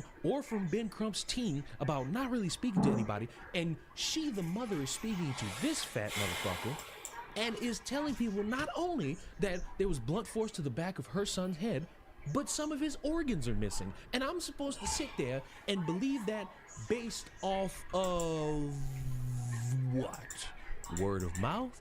Trust in other people, the ability to sit there and understand that somebody could be lying, and you know, this was a cover-up by this racist judicial system, even though a good percentage of all the people that were officials in talking about this autopsy the first time were of this colored variety. And you want me to sit there and believe in that? I'm sorry, but I just can't. I hate you people, and I hate you for a variety of reasons, but the main one is that you see a young man no longer on this earth and you drastically ignore anything possible around him taking his own life, him being not mentally in it for everybody to understand, because I've seen it. Oh, people who commit suicide don't commit suicide like that. When did we start having rational conversations about the mental stability of people who are not stable, and they prove it by taking their own life? Don't know when we started disregarding that, but congratulations, you all don't care about mental health. Y'all are believing a fat bitch who's part of a group that's not really charitable to other groups of people, so why in the fuck would anybody trust her? I want you all to know that today is Monday, and officially, we still have no word from the family, from Ben Crump, anybody who's in that tight circle with the real accurate information. We still have no word from them. And as the days go by, you're starting to see more people just believing the story, even though there are a few more articles coming out saying, don't be so quick to do that, because that online speculation beginning to kick this off didn't work, so don't do it a second time. Now we have a new layer of excuse as to why you're not believing random TikTokers. I'm gonna say this again, justice for Trey Reed. However, y'all owe me a motherfucking apology. For the people who was in my comments like, oh, where did y'all get this from? Y'all making this up. Social media is running too far and too rampant. I guarantee y'all, everybody that said that was a Trump supporter. You just had to. The fact. Oh boy, they're bringing out all the stops for this one. They're Trump supporters. They don't like people. They don't trust people. This, that, and the third. All that in a bag of chips. Goddamn. That you believe anything that these European immigrants tell you, let me know that you voted for Trump off rip. Anyway, now, the second autopsy that came back. The second autopsy that the family had done outside, because y'all was like, oh, they hired Ben Crump. There's nothing going on. They're scam. No, the second autopsy that came back. And the autopsy revealed there was blunt force trauma to the back of the head. I don't know how you hit yourself in the back of the head and then climb up in the tree and just lay. That's not possible. Not possible at all. Not only that, they said that he wasn't up there long, which means they strangled him before they put him up there. Furthermore, further investigation. His sister posted something about Charlie Kirk, as a lot of us did, and some European immigrants at the school was mad about it. So he had to tussle for his sister, and this was the end result. They are revealing this now. So to everybody who said, nah, that boy just took his life because he was stressed out. No, the police and the fire department and all this stuff in the autopsy, they're saying that he did it to himself. Yeah, apologize to that family. Apologize for spreading them lies, because that boy did not do it to himself. In fact, there were 4 boys he was beefing with because of his sister. 4 of them who were mad about Charlie Kirk. Oh, okay. Oh, okay. Oh, okay. Because MAGA and Trump and all them love to say how, oh, we're not violent, you are the violent ones, you are the violent ones. No, but this is what you do to a person who disagree with you. A disagreement. You gotta be some of the funniest motherfuckers to walk the earth if you expect me, in a moment, to trust none of you motherfuckers who are actually credible when it comes to information. You're credible when it comes to spouting bullshit. You're credible when it's about giving opinions about other people's dating life. You're credible when it comes to bitching about something you know nothing about. You're not credible with actual information. And to try to move the goalposts to, oh, you must have a little bit of anti-black in you, you must got a little bit of Trump supporting in you. What does that mean? Because I would make the argument I actually care, because you know how easy it is to get on here and talk about how disgustingly evil it is that somebody could see another human being steal their organs, beat them in the back of the head, and then hang them in the tree as some symbolic revenge for a bunch of evil in the world. You know how simple that is? You know how that's not difficult to call out at all? But for you motherfuckers, you are hoping for it. You're begging for it.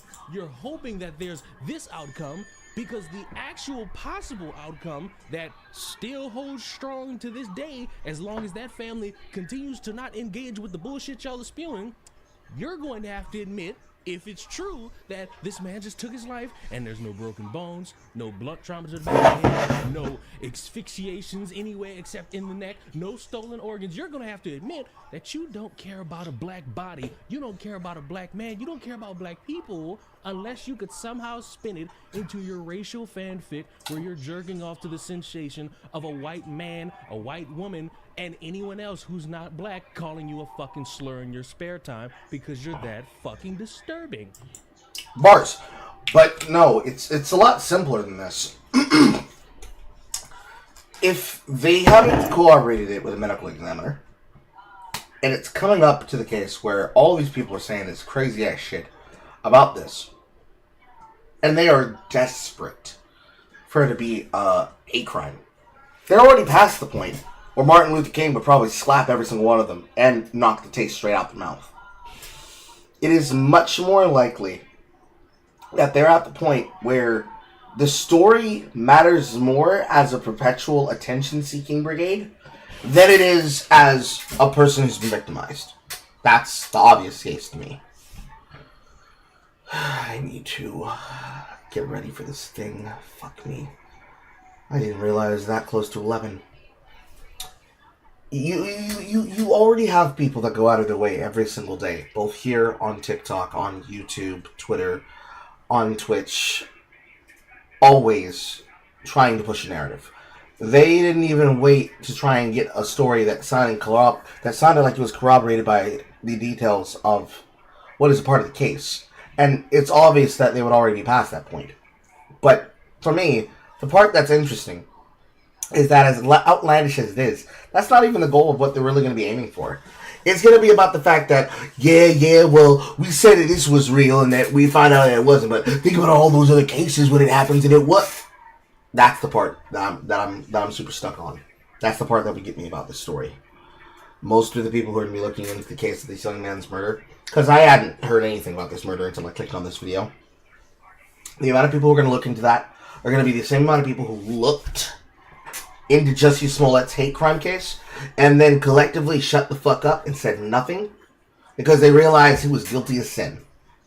Because that was the black solidarity. Black solidarity said we can't say anything about the obvious falsehood we are defending. Because if we say something about it, we're going to end up embarrassed about it. It is very obvious that was the case. Pretty straightforward, in my opinion. And in that straightforwardness, it just makes me a little bit sad on the inside. A little bit more than I already would have been, right? So, like, look at it the way that Callum looks at it.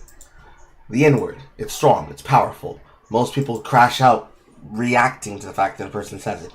And yet, I don't care about it. But I probably crash out pretty hard about this story. Not because of people claiming that a person is being hunted or was hunted by a group of people who called him a slur before hanging him. It's the need to be a victim. That'd be the problem. Yeah. It would be the need to be a victim. That'd be the problem. Because they don't care. It's just another talking point. It's just another pedestal. The dead body of a black American, especially a black African American male, is just another pedestal to sell shit to you. Namely, racial hatred and white resentment, white antagonism, white exhaustion. Like the opposite of black exhaustion. People are tired of blacks. Blacks are tired of people not letting them get away with stuff. Kind of like white women. Okay. Fortunately, I need to pause here in the middle. Impromptu, unfortunately. I need to go somewhere. I don't know when I'm coming back. It might be after 3 o'clock. Okay? Alright. The world calls. Carl waits. I will see you all in potentially 3 to 4 hours. Can Carl do math? 11, 12, 1, 2, 3. He cannot do math. 5 hours. I will see you all in approximately 5 hours.